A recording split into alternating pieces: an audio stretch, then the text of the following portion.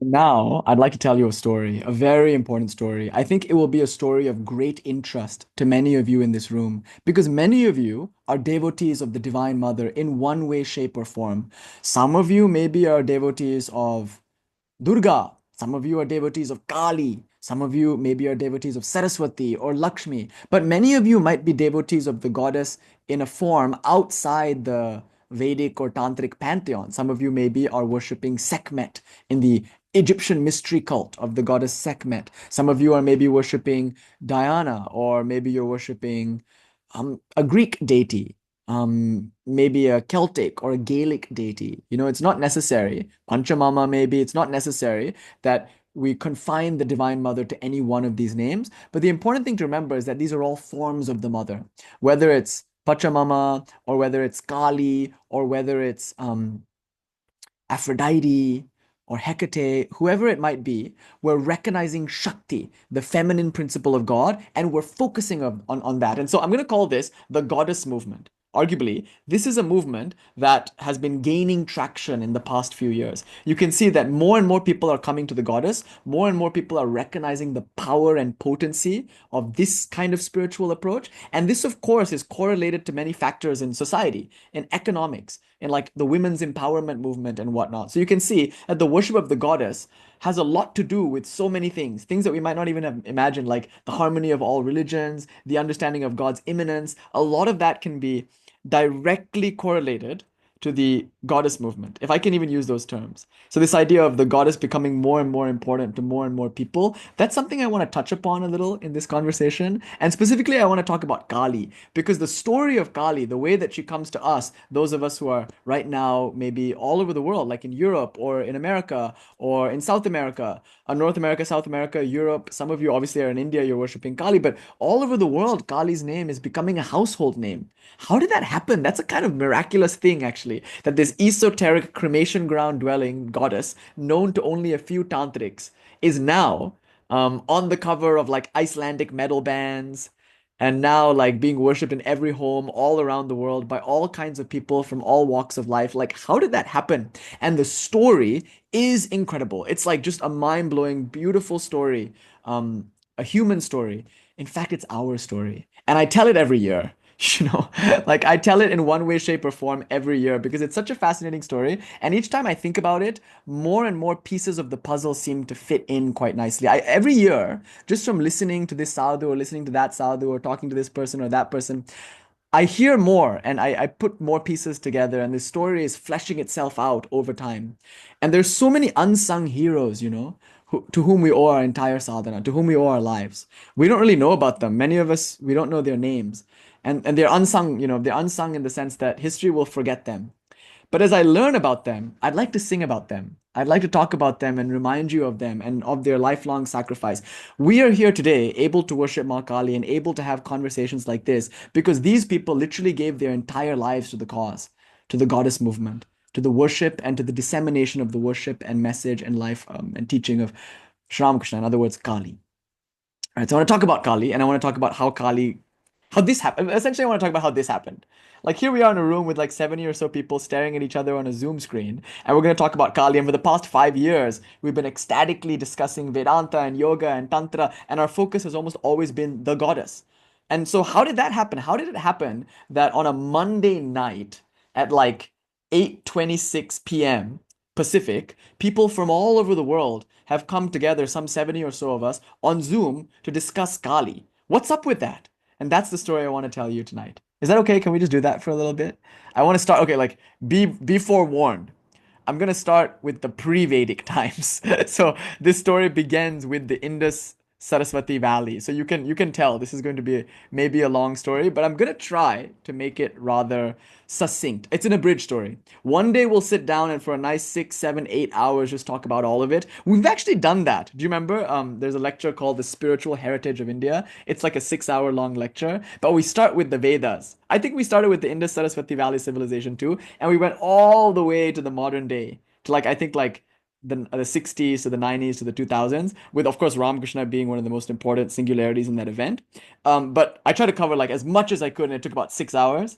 And already it was a really rushed lecture, and it was only like a glimpse at the vast traditions and richness of India, the spiritual big sister of the world. But it was like my love letter to India.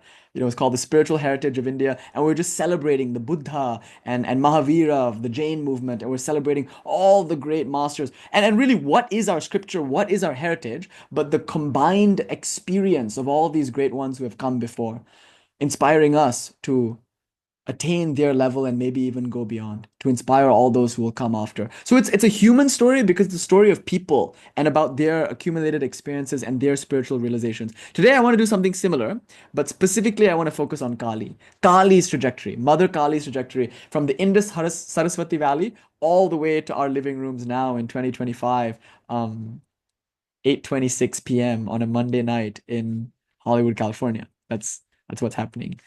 So I moved here in 2016, and I was so shocked to find how popular Kali already was. And over the past few years, since 2016, I only really started doing this in 2020. After my grandfather kicked the body, only then did we really start giving these talks and hosting these satsangs.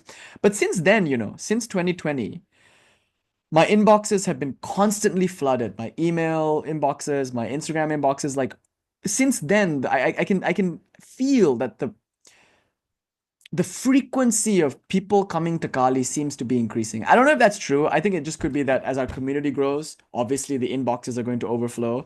And obviously I'm going to meet more of these people who might have always been there. But it does seem like more and more people now are having experiences of Mother Kali, or who are awakening to some desire to connect to the goddess in this form, like that. So the interest in Kali, I don't know how true this is, it seems to be increasing. Maybe it's just always been there, only now I'm noticing how prevalent it is. But it does seem to me in the past 5 years, the urgency of her message seems to make itself known more and more and more to more people. So that being said, I want to speak to that a little bit, to this goddess movement, to Mother Kali, and to why, maybe just talking a little bit about why it is that we feel this need and this calling. Okay. So shall we? Is that okay? I'm checking in with you because there's a lot of stuff going on tonight. We just did the puja, and then okay, just seeing that you're still game for this. Otherwise, we can just go into the Q&A because it's about time for the Q&A anyway. But if you're down, I'm down. Let's just plunge right in. I'm gonna do something first before we chant. Before we talk about Kali, let's chant one of her dhyana mantras, one of her meditation mantras, and we'll just like a loose translation of it. In fact, let me not do a loose translation of it. In fact, let me read you Swami Mahayogananda's very beautiful translation of it. Because usually I just like kind of translate it off the cuff and then we miss certain elements. But Swami Mahayogananda composed a beautiful, very, very beautiful translation. Never mind. I don't know where it is. I wanted to read you his translation because, he's one of the characters in the story that we're going to bring up later. So I thought it'd be nice to read his translation, but I don't know where it is.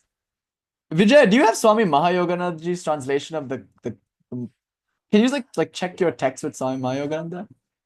Because I think he texted you his translation, right?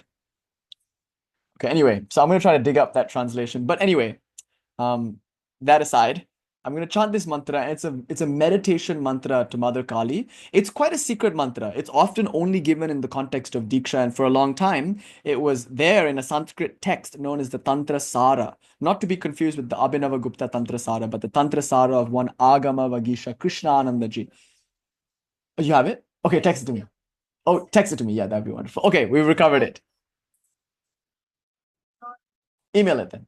Yeah. Okay, perfect. Okay, we've recovered it. So now I'll chant this mantra and then we'll do Swami Mahayoganandaji's translation of it. Yeah, it's his rough draft. Okay, so just so you know, it's Swami Mahayoganandaji's rough draft. He was reading it out this afternoon at the Hollywood Temple lunch. It's very sweet. He's very excited about it. It's a very beautiful, poetic, and very accurate, beautifully accurate English rendition of this Sanskrit hymn. Because when you're translating something, if you go for accuracy, sometimes you compromise beauty. But if you go for beauty, sometimes you compromise accuracy. So therefore, this is a very beautiful work of translation by Swami Mahayoganandaji because it seems to get both. So okay, I'm gonna chant this hymn. It's from the Tantra Sara. There are many versions of it floating around, but mainly it can be traced back to the Tantra Sara of Āgamavagīśa Krishnānanda ji, who is another character that's going to be very important in our story. Now, this mantra, it's given in Diksha because in Diksha you receive the mantra of Mother Kālī. But in order to do that japa practice, you need to have something to focus on, something to visualize. Not necessarily, but it can be very helpful to chant your mantra while visualizing the deity to whom that mantra is attributed. So one of the main features of Kālī sadhana, of course, is getting this mantra from a guru and then chanting that mantra over and over and over again until you connect to the energy of that goddess who becomes a palpable, living, tangible presence.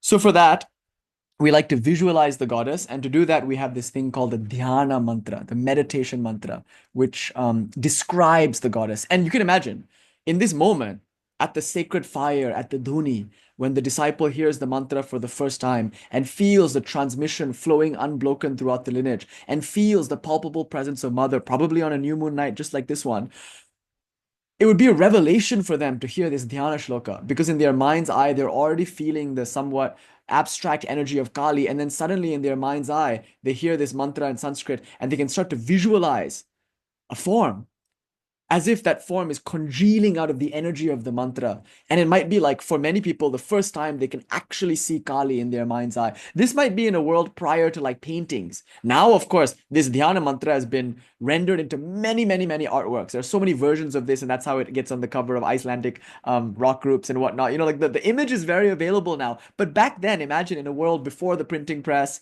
before there was proliferation of images, in that world, when you were sitting by a fire at midnight on a new moon night with your guru, only the sound of jackals all around you and the crackling of the flame, just to hear this melodious mantra being chanted in the night air, to be able to visualize what the mantra is saying. It's a profound moment, isn't it? In the Tantrik world, when you see a yantra for the first time, that's synonymous with initiation, because you see the energetic form of the deity, the geometric shape of the deity. It's like, makes such an impression on you, you know? And then when you hear the mantra of the deity, it makes such an impression on you. You know, when Sri Ramakrishna, according to one story that I heard through the grapevine, when Sri Ramakrishna heard the mantra for the first time, when his guru Kedaram Bhattacharya gave him the Kālī mantra, he like screamed aloud because the energy was so palpable and he was so excited. He started screaming. And according to one version of the story, Kedaram Bhattacharya was shocked. According to another version of the story, he was so shocked that he ran away. Can you imagine? Even the guru ran away because of the divine fury of Sri Ramakrishna's enthusiasm. So this mantra, it's no small thing. When you hear the mantra, it's powerful. And that's something that's given only in Diksha. When you see the yantra, it's again very powerful. Again, something that's given only in Diksha. This is also one of those things that is treated with a lot of reverence and sacredness. You see, when things are secret, they tend to create a sacredness. And sometimes when they're made public, in one sense, they're profaned, because then nobody cares about them anymore. They take it for granted. They no longer feel that reverence and secrecy and sacredness that comes when you receive this in a Diksha context. I just want to flag all of that. But now let me just chant this mantra. And I'm going to read to you Swami Mahayogananda's translation and feel as if you can see the goddess. Especially when you hear the English translation, like actually see her seated in your heart or standing in your heart. Feel like you are looking into the core of your being and like not imagining her, not visualizing her, but actually seeing her. Once we see her, we're going to offer a single flower in our mind's eye. We're just going to perform a simple Manasa Puja, and then we'll chant a Pranamaha mantra to her, a prayer mantra, and then we'll talk about her story, just so we can get her blessing first. So here we go. The Kālī Dhyana Shloka, the Kālī meditation mantra.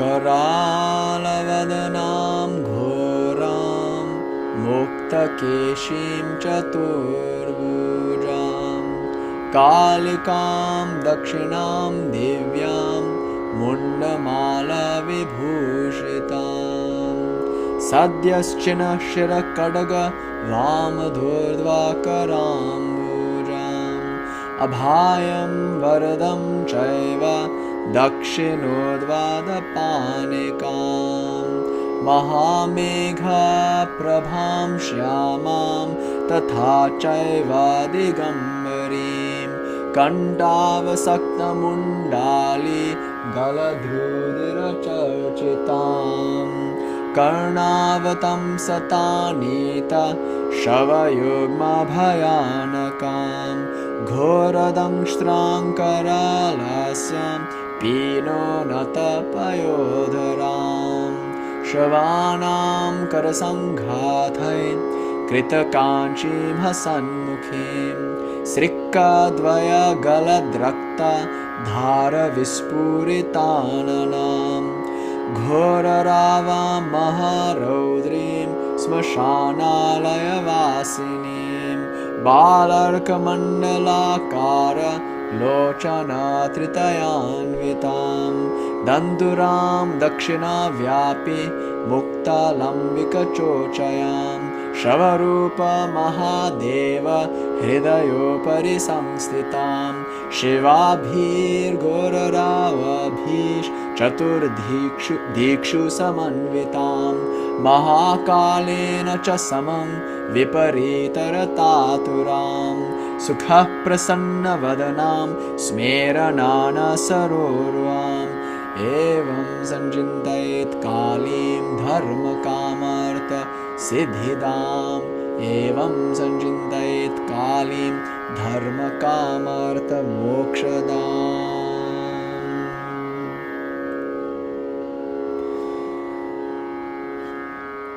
Translation by Swami Mahayogananda Puri. Terrifying to behold, with awesome, fearsome face, her unbound hair flowing freely, she is Kālī, the four-armed dark mother, divine and auspicious, adorned with a garland of severed heads, glorious in her celestial form, holding a freshly severed head in her lower left lotus hand and a sword in the upper ready to strike. She assures us, do not fear, with her upper right hand, and bestows boons and blessings with the lower. Radiant like the dark luster of a great cloud, dark complexioned and clothed only in space, a garland of severed heads hangs from her neck, anointing her body with dripping blood. She is terrifying to behold. The corpses of infants adorn her two ears, and her ghastly fangs intensify the frightfulness of her face. Yet her full bosom reminds us that she is the mother of all. A girdle of arms, severed from corpses, wraps around her waist. And she smiles as rivulets of blood trickle from the corners of her mouth, glistening on her countenance. She who roars with terrifying cries, the great fierce one, dwelling in the cremation grounds, her three eyes shine like the orb of the rising sun. Her undulating hair flows freely, covering her right side like a cascade. As she stands upon the heart of Mahadeva, who lies like a corpse beneath her feet.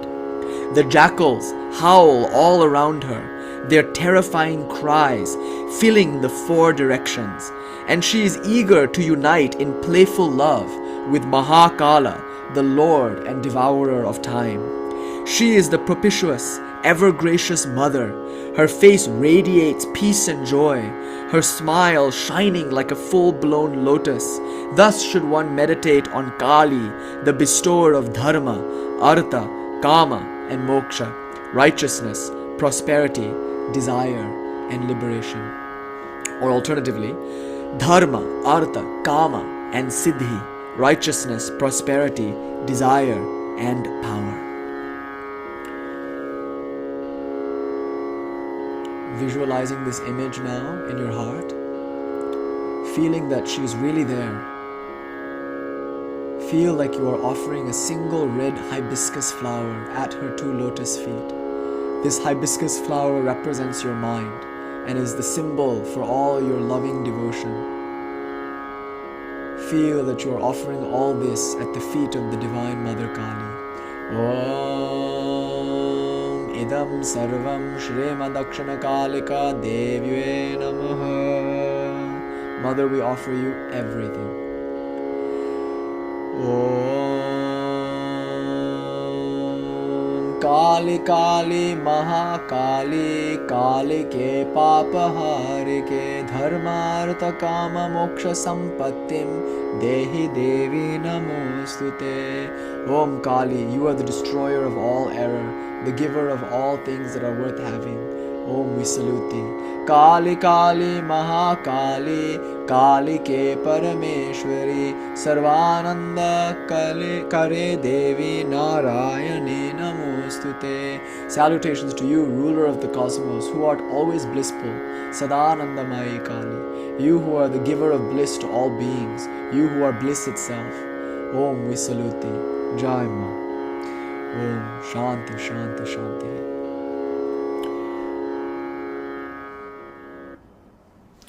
So a profound moment, a profound dhyana mantra. And in one hymn called the Kālakashtakam, Shankara offers this dhyana mantra. Before he begins the hymn, he starts with Galadrakta Munda Vali Kantamala Mahaghora Rava Sudamshtra Karala Vivastra Smashanalayam Mukta Keshi Mahakala Kama Kula Kalikeyam. You'll see those three verses that are in the Kālakashtakam. They're basically describing this. So some argue, oh, they're influenced by Krishnānanda ji's Kālakashtakam, therefore Shankara might never have composed the Kālakashtakam because it seems anachronistic for him to do so, etc., etc. But assuming that Shankara wrote and composed the Kālakashtakam, then this vision of Kālī was known even then, in the 800s, in the 9th century. Like even then, they had this vision of Kālī prior to Krishnānanda ji's Tantrasara. So this vision of Kālī, Sri Shankara reveals also in the Kālakashtakam. Isn't that beautiful? But importantly, at the very end, he says, Mother, forgive me, for I have profaned thee. I have offered up in the marketplace of the world that which is secret. But if I have done this, it is only because of devotion that I did it. Out of love for thee, I have revealed thy most secret, most esoteric form to one and to all. So like that, we find that she's a very secret deity that's not meant for the marketplace. And I think you can see why. Right? There are many mature themes here. Do you know, you would think that the world in Swamiji's time, even Advaita Vedanta, even the doctrine that you are not a sinner, even that was edgy. That you are eternally free, eternally pure. Even that was hard to accept for many people.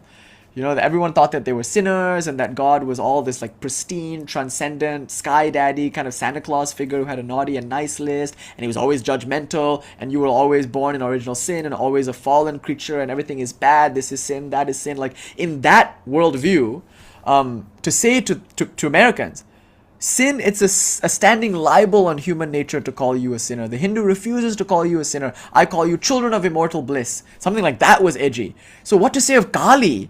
Like at Swamiji's time, Swami Vivekananda's time in like the 1890s, in the early 20th century, it clearly wasn't the time to talk about Kālī. Like the 60s hadn't happened yet. There probably wasn't the spiritual maturity, the cultural maturity, the globalization hadn't reached a point yet where it was okay to present this image to an audience. Because notice it's got themes of like the corpses of infants are her earrings. Blood is framing her face. She's got these fangs and like she's naked and bare-breasted and oh my god, like what a challenging and provocative image. And that's the energy and presence of Mother Kālī. She transgresses all of our societal standards of proper and improper, pure and impure. She's covered in blood, a polluting substance from the Orthodox Brahmin's point of view. She's in the cremation ground, a polluting venue from the Orthodox Brahminical point of view. She's surrounded by jackals who are considered kind of vermin, impure, who are all howling and filling the nighttime air with their terrifying shrieks, and she's desirous of sexual union with her husband, Mahakala Bhairava. Already the idea of like this kind of sexual imagery, this idea of drunkenness, she's Hasanmukhi, she's intoxicated, the idea that God is drunk, horny, and crazy.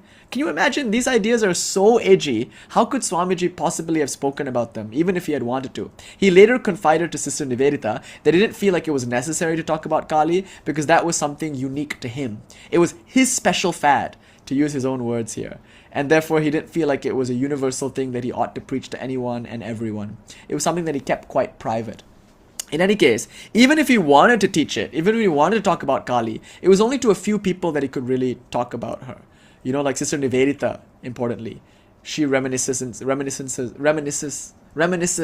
about many, many, many esoteric and important things that Swamiji said about Kālī, but strictly in private and to her and to a small band of disciples. So therefore, the world at that time was obviously not ready for this image, for this energy, for this presence.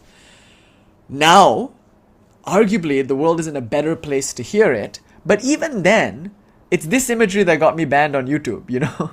Even then, it's not something that we can readily accept. Even especially Indians are scandalized by this idea of a nude goddess in the cremation ground, mad and intoxicated and desirous. This idea is still very challenging for many people. So therefore, it's very important to keep her secret, because not anybody and everybody will have the spiritual maturity and the right understanding to interact meaningfully with this form.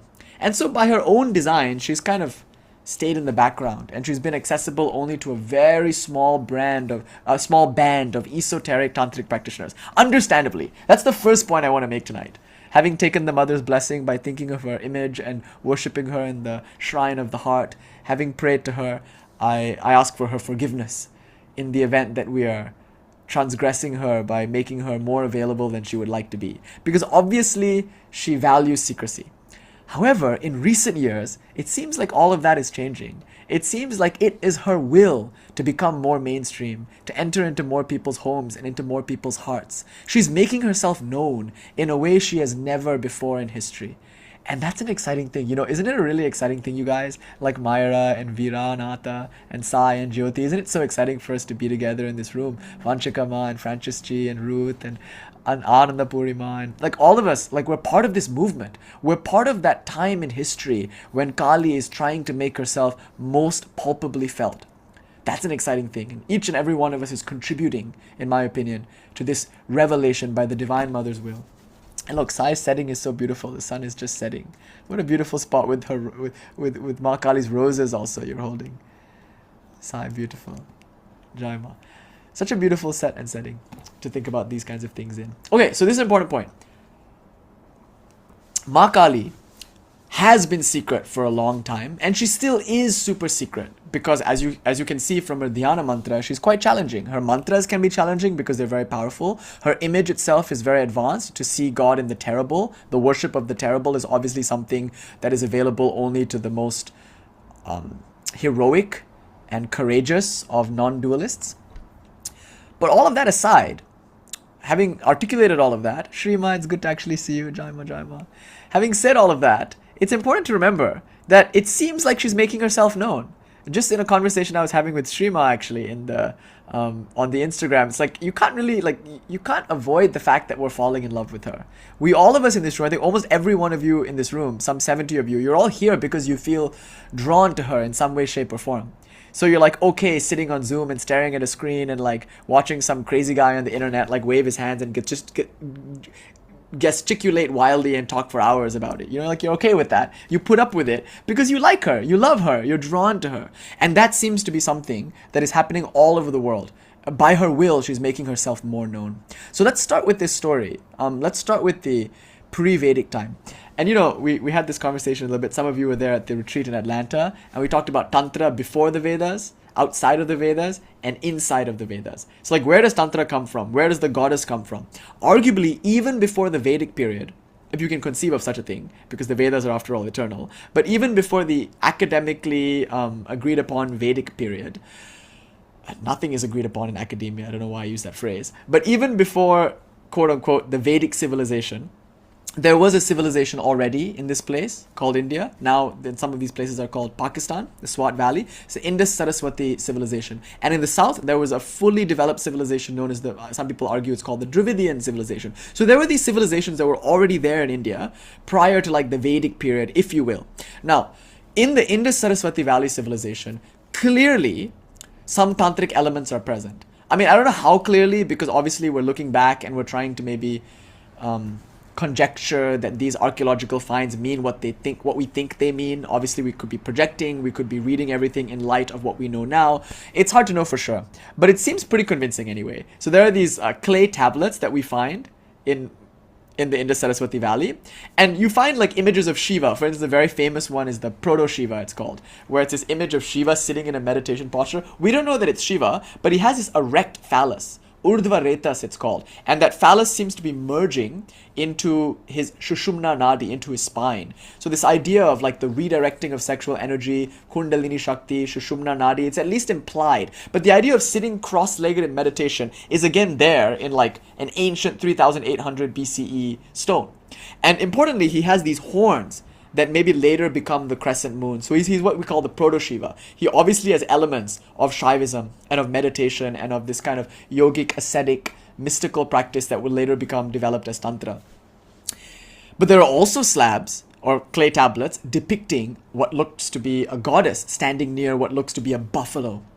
So that's interesting because Mahishasura Mardini, one of the most central forms of the Divine Mother, as it appears in the Chandi and all over in all these various tantric hymns, she's maybe there in the Indus-Saraswati Valley, like before the Vedic civilization. So if you want to date, it's obviously very difficult to date, but if you want to date the Vedic civilization to like 1900 BCE or something like that, then in the 4000s, maybe even in the 5000s BC, this is 5000 years before the Christ, there was something like Durga standing next to what looked like a future Mahisha, buffalo demon. And in some versions, it looks like she's fighting him. In most of them, she's like standing near him. So who knows what significance it might have had to those people. But it seems like Durga / Kālī / Shiva is known in this time. And that makes sense because the goddess is obviously a very, very important aspect of early civilizations. They had this connection to nature, but arguably like this worship of the goddess goes beyond nature. Because the Vedas take us beyond nature. I'm not kidding. The Vedas are so spiritually advanced that it's not just nature worship, but it is also that.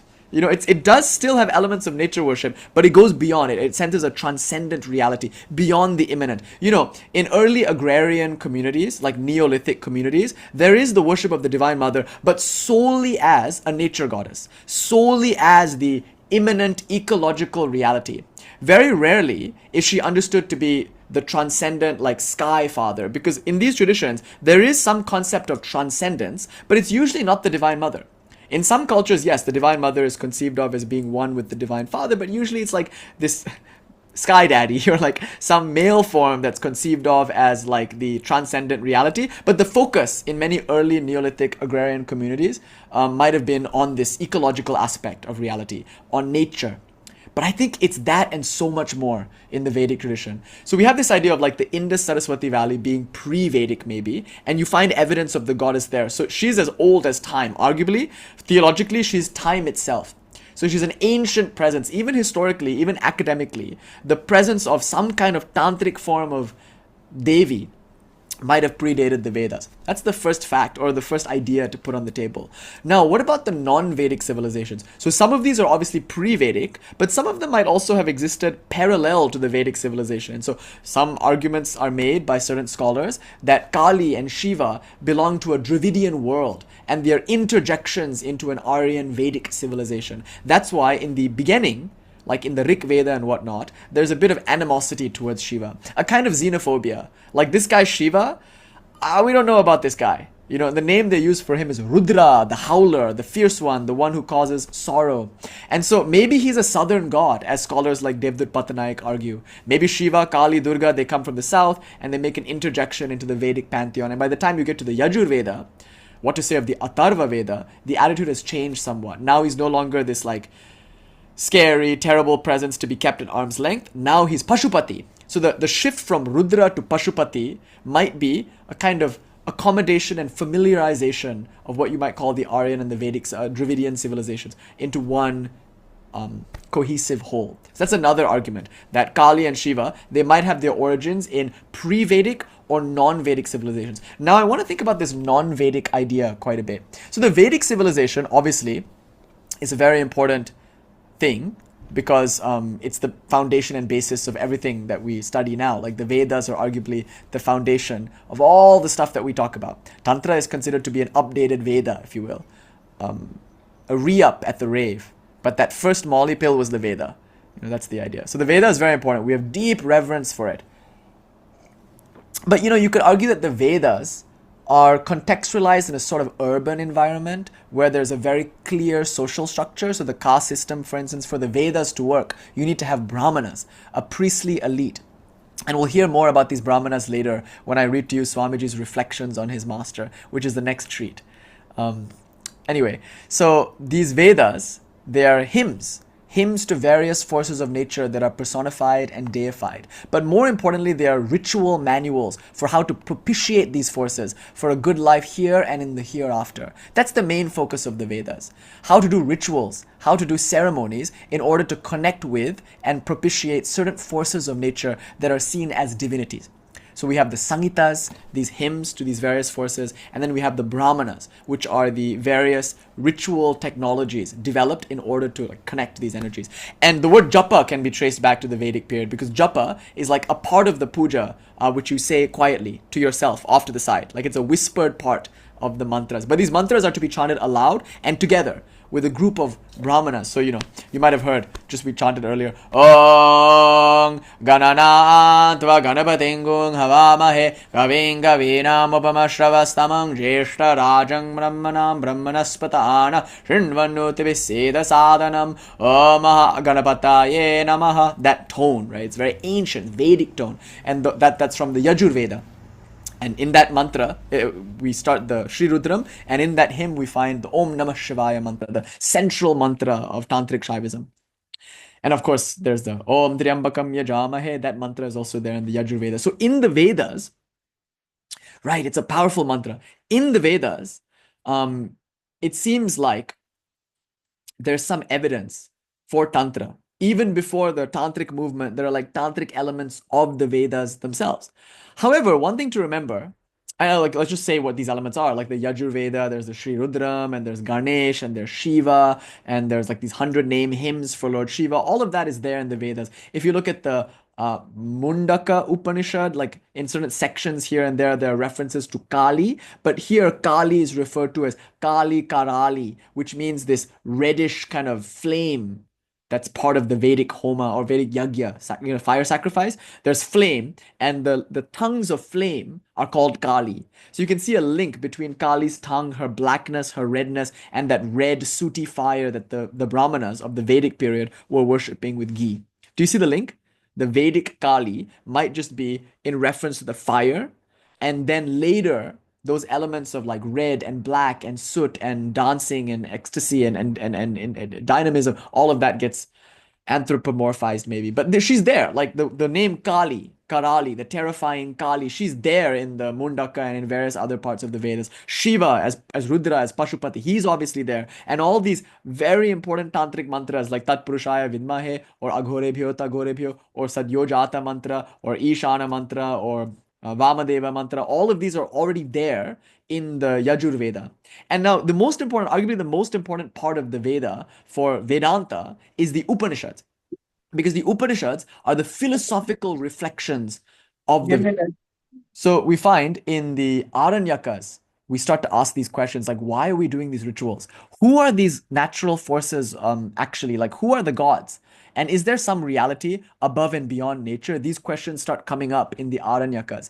And in the Taittiriya Aranyaka, you not only get mantras to Lord Shiva, the main 5 mantras of the Tantric tradition, but you also get like models of reality that are very Tantric and that later will be developed into the chakra system. So for instance, in the Taittiriya Aranyaka and the Taittiriya Upanishad, there's this idea of like an emanationism, where in the beginning there's only space, and that space produces air or wind, and that wind produces friction, which creates heat, and that heat produces moisture, which then crystallizes into earth. So the idea of space, wind, fire, water, and earth is obviously like an early 5 chakra model, with the first chakra being the earth, and the second chakra being the water element, third chakra being the fire element, fourth chakra being the wind element or vayu, and the fifth chakra being the space element. So these 5 chakras are found even in the Taittiriya Aranyaka, Taittiriya Upanishad. So like this is why you can make a case for tantras emerging from within the Vedas without necessarily appealing to a non-Vedic or a pre-Vedic civilization. Even in the Vedas, clearly there seem to be some early aspects of what would later be developed as Tantra. Okay. In any case, we have to admit that in the Vedic world, there are Brahmanas, and those Brahmanas have certain rules. They live very restricted lives. And that's one thing that's very beautiful about the Brahmanas. They're very revered and respected, but in a sense, they're the poorest members of society because they're not allowed to like do business. They're not allowed to like make money. They can't barter knowledge. And so they live off of donations. They just teach for free. They'll teach anyone. And in many cases, they themselves would incur expense in order to house their students. So they themselves would cover the room and board of their many students, and depend entirely on donations. You see, so these brahmanas are arguably the most restricted, the most disciplined, the simplest, and the poorest members of society. So it's to the credit of this civilization that they saw the brahmanas as the most revered and most respected. But in any case, there are certain social norms and social customs that are important to the brahmana that might not be shared by other members of the subcontinent, that maybe don't exist within this cultural climate or within this social structure. So they might be forest dwelling tribals, is the word that we typically use. So I'm thinking of like the Santals and the Beals. Now, in the Mahishasura Mardini, a very beautiful and important hymn, a tantric hymn written to the Divine Mother, there's a series of these tribes that are named. The Beals, Mallika, Billika, Jillika, like all of these are tribes, and they're non-urban, arguably non-Vedic civilizations, in the sense that they don't follow the same social rules, the same cultural understanding, and it's arguably the case that the jungle dwelling tribes, their central deity might have been something like Kali. And one time, Vijay and I went to this temple deep in the jungle, run by a community like this, and there was a deity. It was obviously Kali, but she was so different from any other Kali we had ever seen. She was emaciated, and she had this like long hair. Really, she looked like she was out of a horror movie. She was terrifying, and there's like blood all over the place because they do animal sacrifices very often. But it's not the animal. I mean, like we've been to many temples with animal sacrifices. It's not that. It's not the jungle. It's not the remoteness of the place. It was the Kali. The energy of that Kali was so distinctive. I have a picture. Maybe I'll show some of you sometime. But she was terrifying. Not necessarily just in the image form, but the palpable sense of this untrammeled, wild jungle goddess. So it's possible that way before the Vedas, or even during the Vedic times, there were these Santals or these Beals or these like various tribals who were worshipping a jungle goddess. And it's arguably the case that these kinds of worship were very orgiastic and very ecstatic. So maybe there was some ingesting of psychoactive substances or intoxicants. Maybe there were like orgies, like different sexual standards, where in the Vedic society there's strong purity rules. Maybe in these tribal communities, those were different. They were understood differently. So there might be like non-monogamous structures, something that would maybe threaten the Vedic. I don't know, even then, like the Vedic society also had non-monogamous structures, but like the marriage principles were also different. So there's obviously a kind of xenophobia here, where it's like these people, they live in the jungle, they worship their crazy jungle goddess, they're doing intoxicants and having orgies and howling and slashing and killing, and they're, what do you call it, like uncivilized people. Or, as Red is pointing out, what some would call a normal Tuesday evening. But like for these people, that's their life. And that's the way they participate in community and religion. But for the brahmanas, for the priest class and the societal structures of Vedic India, that was threatening. That was weird. It was kind of like outside the norm. And so naturally, these people were seen as outsiders. They were condescended to.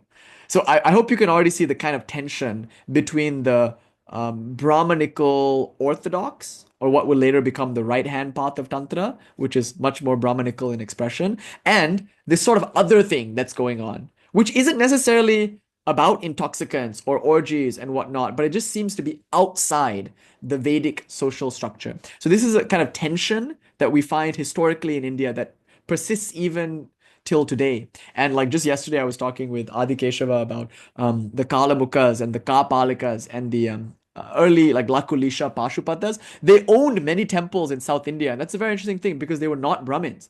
They were non-Brahmanas who were priests and who owned Shiva temples, and they were very popular, very important movement. So important, so popular that Sri Ramanuja calls them out in his Sri Bhashya, particularly for being so cavalier about Brahmanical norms. So I think this is an important thing to point out, that many of the priests of the early tantric temples were non-Brahmanas. They were a different kind of ascetic, and they might have consumed intoxicants. They might have not been vegetarian. It's arguably that even Brahmanas weren't vegetarian, but they might have had mushrooms and leeks, which a Brahmana would not have eaten.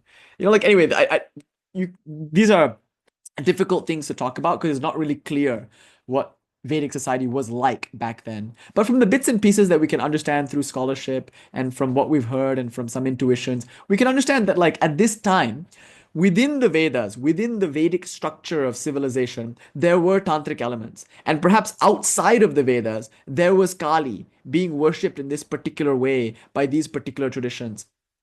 Santals, tribals of various sorts, Chandalas and whatnot. And then, arguably before the Vedas, there was also some element of Kali, of some goddess-oriented tradition. Anyway, the point I want to make now, this next point I want to make is very important. In the Vedas, especially in the Upanishads, the Aranyakas and the Upanishads, a oneness is arrived at. So the Vedic period looks at the world and they ask this question: how do I know that what I'm seeing is really there? You see, a lot of nature religions, a lot of like goddess-oriented traditions, they're very realist. They just like accept the world as they see it. Or they say like a dream reality. But the world is generally considered to be real, like the energies of the world are real. But the Upanishadic rishis, at times they tended to be a little more idealistic. They wondered, is there really a world outside of my experience of it? And they came to the conclusion that this world is one of change. That doesn't mean it's unreal, but if there is change, then there must be something unchanging. Because how could you have a flowing river without a riverbed? Without some unchanging substratum, change could not occur.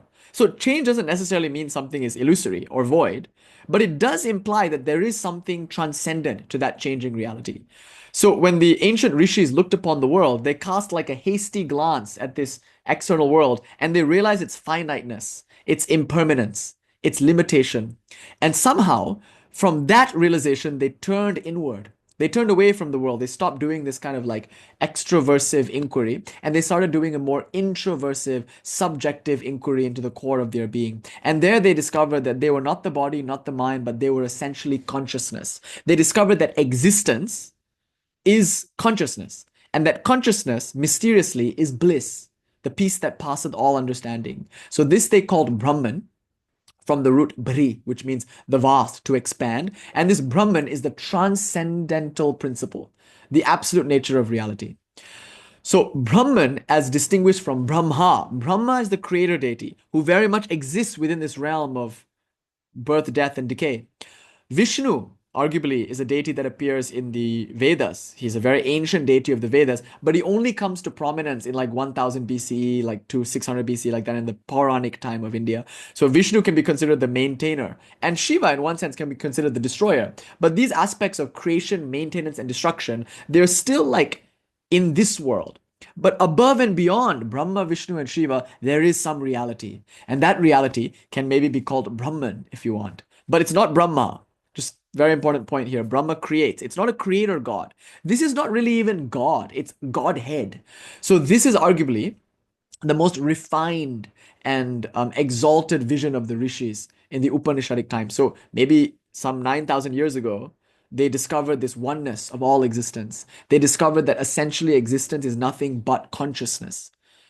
This becomes Vedanta, the study of Brahman. What exactly is Brahman and what's its relationship to the world, Jagat?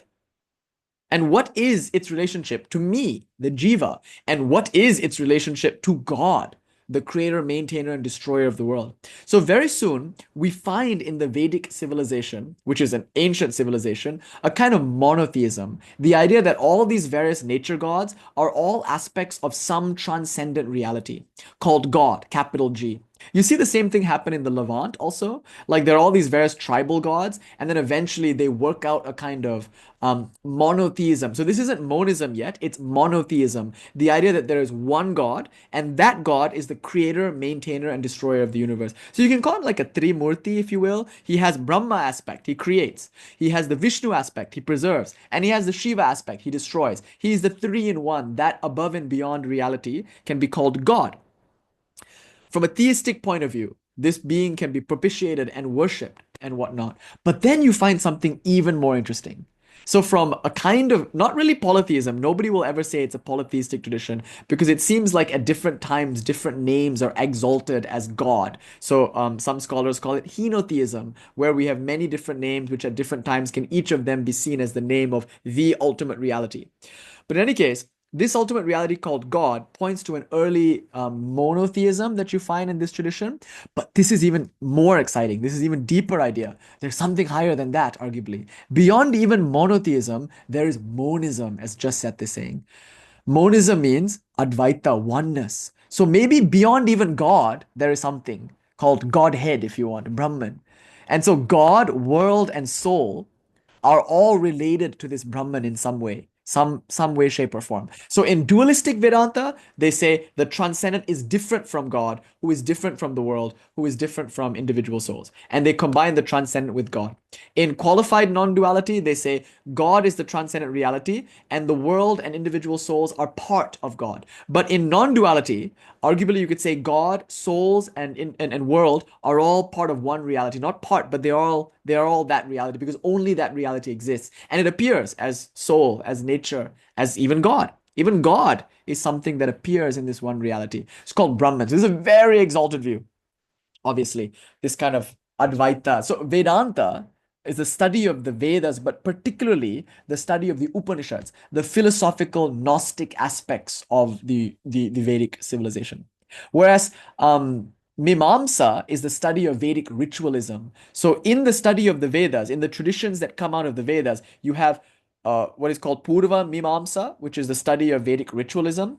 This is orthodox Brahmanical living. And then you have the Vedanta, which is a somewhat ascetic tradition focusing on the Gnostic contemplative aspects of the Veda. This is called Uttara Mimamsa. So in Vedanta, the focus is entirely on Brahman, on the Upanishads. Okay, so that's there. But in any case, you find in those rituals, in those contemplations, tantric elements. So I want to point you to the Svetāśvatara Upanishad. This is an Upanishad that arguably is all about Rudra, because that's the name that keeps coming up in the Upanishad. So if ever there was a Shaiva Upanishad, a Shiva Upanishad, if you will, it might be the Svetāśvatara, because there, it's an Upanishad, it's part of the Vedic world, but it has many, many tantric ideas. So the point I want to make now is that in the Karma Kanda, the Karma Kanda means the ritual portion of the Vedas, there's element of Tantra. There's evidence of Tantra. And then in the Jnana Kanda, the Upanishads, again, there are elements of Tantra. So Tantra and the goddess can be understood to be a pre-Vedic, non-Vedic, and Vedic tradition. So in the sense of the Vedas, the goddess appears in the Kena Upanishad. You know, what happens there is this radiant being called a yaksha, meaning like some kind of spirit, appears, and all the gods are perplexed. The gods are like, oh my god, who is this person, this radiant being? And they're all kind of nudging one another, like, you go find out. And they're like, no, you go find out. So each one by one, the gods come and they ask, who are you? And then they all show off. You know, Vayu's like, you know who I am? I am the wind god. If I wanted to, I could blow this world into smithereens. And this yaksha, this strange being, Vichitra yaksha, puts a leaf or a blade of grass on the floor and he says, can you blow this? And the being, Vayu, blows. He huffs and he puffs, you know, like that. But nothing happens. The blade of grass doesn't move and Vayu is defeated. So then one by one, the gods come. Agni is like, I'm the fire god. I can burn everything. Notice what's happening here. A recognition that there's something beyond nature. That the various nature gods are not absolute unto themselves. That there is some power behind them and beyond them. So we can't worship Agni. Of course you can. But it's better to worship that power by which Agni can shine, by which fire can burn. You can worship the wind, no problem, but look beyond. What is it that powers the wind? What is that reality above and beyond nature? So here you can see in the Kena Upanishad, there's already that theme of transcending nature worship, transcending nature deities, which isn't to say condemning it. It's just a stage in evolution, and ultimately we can reclaim it later also. But all of this is for the sake of reclaiming the transcendent, which we're going to call Ma, by the way. Then, finally, Indra comes. After all these gods are defeated, Agni comes and he can't burn the blade of grass. Vayu comes, he can't blow the blade of grass like that. Finally, Indra, the king of the gods come. And he decides to do something none of the other gods did. He sat down and meditated. That's interesting. So again, this points to the role of meditation, the role of introspection at uncovering the secrets of the universe. So Indra sits down and he meditates and he meditates and he meditates to try to figure out what this yaksha is. By the way, the yaksha is probably a metaphor for the indwelling spirit or something like that. Then suddenly, Uma Haimavati appears. I kid you not. In the Kena Upanishad, there is a reference to Uma Haimavati, the one who is born on the mountain, whose name is Uma. Parvati. You know, the tantric goddess par excellence. She is Kali. She's Durga, she is Lord Shiva's consort, his Shakti, inseparable from him, like heat is inseparable from the fire. In the Kena Upanishad, we meet her, and she appears as Indra's guru. So she appears and teaches Indra this transcendental reality called Brahman. So again, I want to make this point very emphatically. There already is Tantra in the Vedas. There's Tantra in the Upanishads. There's Tantra before the Upanishads and before the Vedas and outside of the Vedas. All of that, it's already there. And arguably, the goddess is as old as time. That's the first point. Who can date when she came about? Okay, now, moving on. So the Vedic period happens, and as you know, there are all these various philosophical systems that arise out of the Vedic period. Like there's the Sankhyan system, which is closely allied to the Yoga system. They're a particular interpretation of the Vedas. Then there's the Vedanta, which can be understood in its dualistic, qualified non-dualistic, and non-dualistic phases. There's Mimamsa, there's Nyaya, there's Vaisheshika. These are all the various schools of Indian philosophy that are rooted in the Vedas. And arguably, Bauddha Dharma or Buddhism is rooted in the Upanishads as well, according to many people like Haribhadra Chandrasuri, like many Indian academics in the 700 AD period saw Buddhism and Jainism as also part of like the Indian heritage, all based upon the Vedic civilization. Anyway, having said that, something happens around 500 AD. It seems like at this time, Tantra becomes its own standalone tradition because what happens is a bunch of Brahmanas move into the cremation ground and they, like I told you in Atlanta, they founded a tradition which you can call Atimargism or could be called Pashupata Shaivism, but these are all people who are interested in Rudra, one of the Vedic gods, a storm god, and so associated to the force of destruction. So early Shaivism is nothing but a cult of Rudra, arguably. And this cult of Rudra moves into the cremation ground and starts doing various rituals. Of course, Lakulisha is a very important name here. And like I said earlier, these people, Lakulisha and his gang, which are all cremation ground dwelling naked ascetics who drink out of skull bowls and carry a club and dress up like Shiva, they owned many temples. They were non-Brahmanas in some cases, or they were Brahmanas who transgressed all the Brahmanical rules. Like, don't go to the cremation ground. They went to the cremation ground. Don't cover yourself with the ash of funeral pyres. They did just that. Don't eat and drink whatever you like. They ate and drank whatever they liked. Like, so they were people who were no longer Brahmins or who were never Brahmins. But in the South, they then became very influential. This movement was very influential, so much so that they owned many temples. In any case, they were the early Shaivas. Even before there was such a thing as Tantra, they were the early Tantrikas. And what they discovered in the cremation ground through their ascetic practices later gets compiled into texts like the Nishvasa Sanghita Tantra or something like that. These might be the early Tantras that emerge. And these guys, these people, they're mostly men, they were worshipping mainly Rudra, mainly the male aspect of divinity.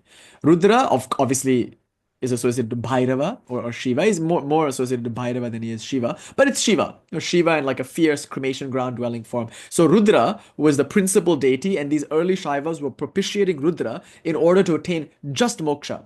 They just wanted liberation. And according to the Pashupatas, that just meant the permanent cessation of all suffering.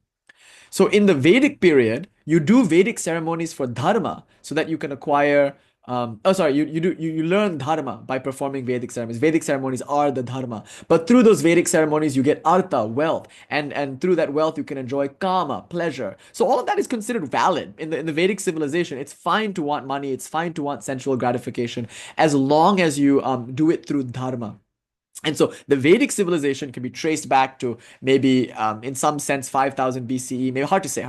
1900 BC, many people can agree on. But once you get to this Atimargism, it seems to be like maybe 6th century BC, 6th century AD. It's not. I mean, it's like kind of new actually in in an Indian sense because India is so ancient. It's kind of new. It's like a new thing that seems to have emerged. But then you could say you could trace that all the way back. Maybe it gets kind of fuzzy. Dating gets very fuzzy. So this narrative is very hard to ground in dates actually.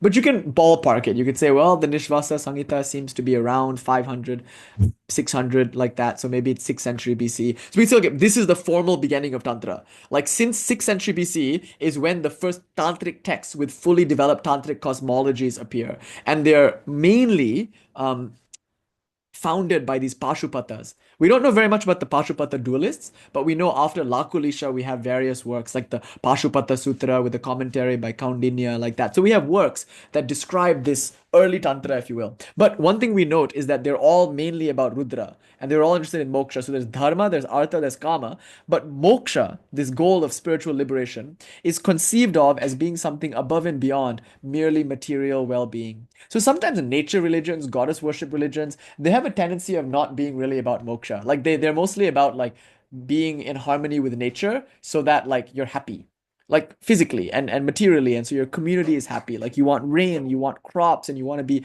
like in tune with everything, but not necessarily are you interested in release or interested in some kind of transcendental reality. It's enough that your community has enough to eat, that you are healthy. It's enough that you are in tune with nature and that you're tending the nature spirits to maintain the ecological balance. That's it. That's like the goal of the tradition. That's fine. It's just that that's not quite what was going on in Indian Tantra. Here, even when the Divine Mother was worshipped, it was in this like Vedantic context of like understanding Brahman and all of that. So the transcendentalism was already there. And so that immanence-oriented worship, you can't ignore that it's based upon a kind of transcendentalism. So these early Tantrics, they were transcendentalists. They were interested in leaving this world behind, having sensed its limitations. They wanted Rudra to come and permanently end any and all suffering by making them one with Rudra. Like that. That was their goal.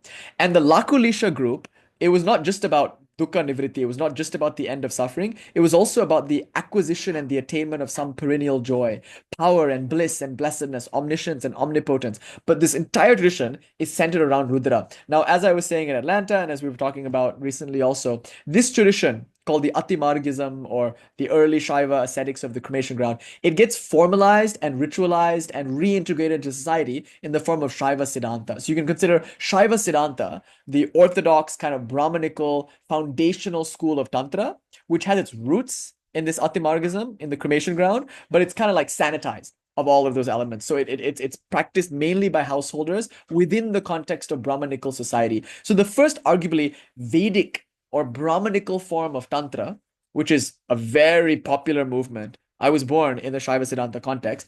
This is called Shaiva Siddhanta. But then a second period occurs maybe when Shaiva Siddhanta ascetics or other ascetics went to the Cremation ground and they started practicing there, but now their focus was a bit different. Instead of just attaining moksha, now they were interested in some other thing called siddhi. It's not quite clear whether that siddhi had anything to do with artha or kama. You know, like siddhi means power, but is it power to make money? Maybe.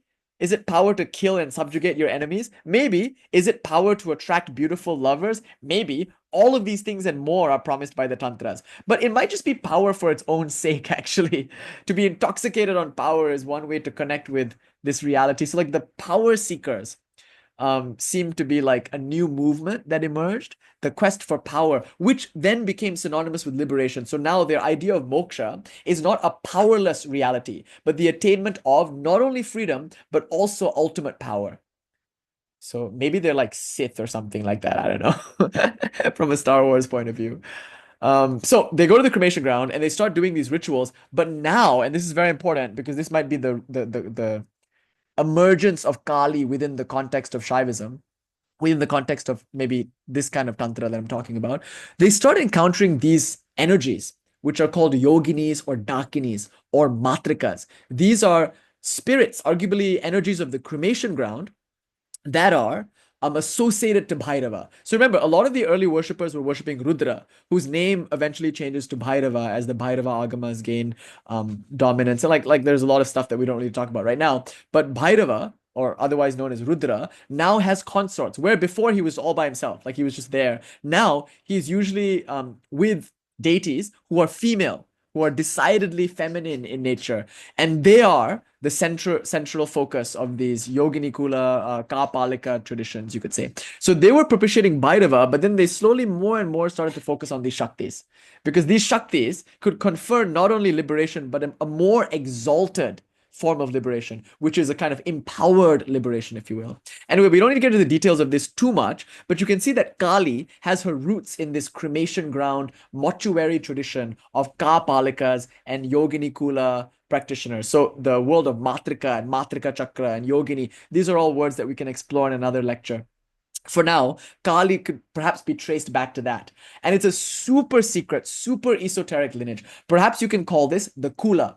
Kula, because it refers to the groups or families of yoginis that are being propitiated, usually with transgressive offerings in the set and setting of a cremation ground. So the emphasis on cremation grounds, on new moon nights, on themes of intoxicants and sexuality, these are obviously all references to the yogini traditions, because typically these yoginis were worshipped with sex, with wine, with intoxicants, and by wine I mean grain spirits, not like the red grape wine that we have in the West. That was not really the kind of, it's more like grain spirits like whiskeys and sakes and whatnot. So they were worshipped with these spirits.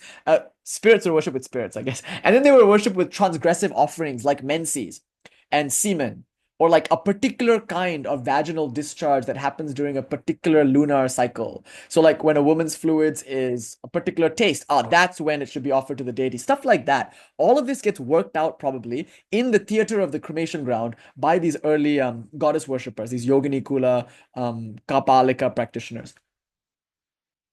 And they were pursuing both moksha and siddhi. Notice, even in the Kālī Dhyana mantra which we chanted just now, that ending can be dharma, artha, kama, moksha, or it could be dharma, artha, kama, siddhim. Evam sanchintayet kalim, dharma, kama, artha, siddhim. Evam sanchintayet, right? What's the line? I forgot it. Yeah, sometimes you chant the whole thing, it comes nicely, but you try to chant one verse. Evam sanchintayet kalim. Anyway. Moksha is one version of the mantra, but siddhim is also another version of the mantra. So moksha and siddhi can be seen as terms that mean the same thing. What is that, Sai? What are you showing there? Hold on, let's see. Sorry, my mom was taking pictures of us because it's like aesthetic on the porch, and so you want Nish in the picture? Oh my God, I would love to be in the picture. It's so gorgeous where you are. Look at this like pink light. Oh my God, Ma, you've killed it. Wow. I mean, yeah, we like just trimmed the roses and threw all of the rose petals from the roses we trimmed all over the porch and each other. A party at Casa Sai right now. Oh my God. I want to be there. Awesome. That's so cool. Good. So we have this idea of like siddhis.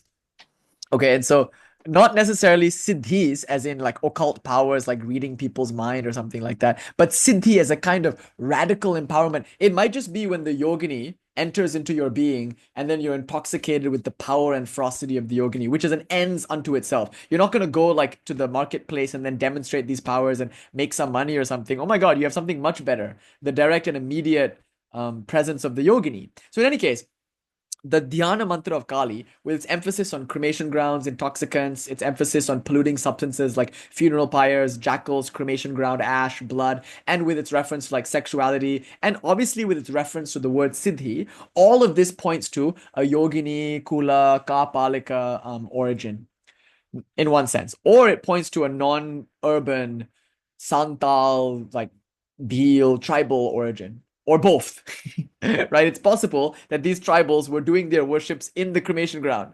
And that's where they were doing their orgiastic transgressive practices. And that's where these kapalikas and yoginis learned it. Who knows? We don't know what actually conspired there, but we can at least say with some confidence that Kālī might have had her origins. I don't want to say origins, she's anadi, she has no origin, but she might have made herself known to us, perhaps, in a most tangible way in that Kapalika period. So this arguably is like 800 AD, 900 AD, like that. So 700, 800, 900 AD. That's when you see a shift away from Rudra or Bhairava and towards Bhairava's consorts, who now become the central focus. So in some traditions, she's Eka Vira. So this is very interesting. Vira is a name for the goddess. So Vira Nata, actually, you're right, means Shiva.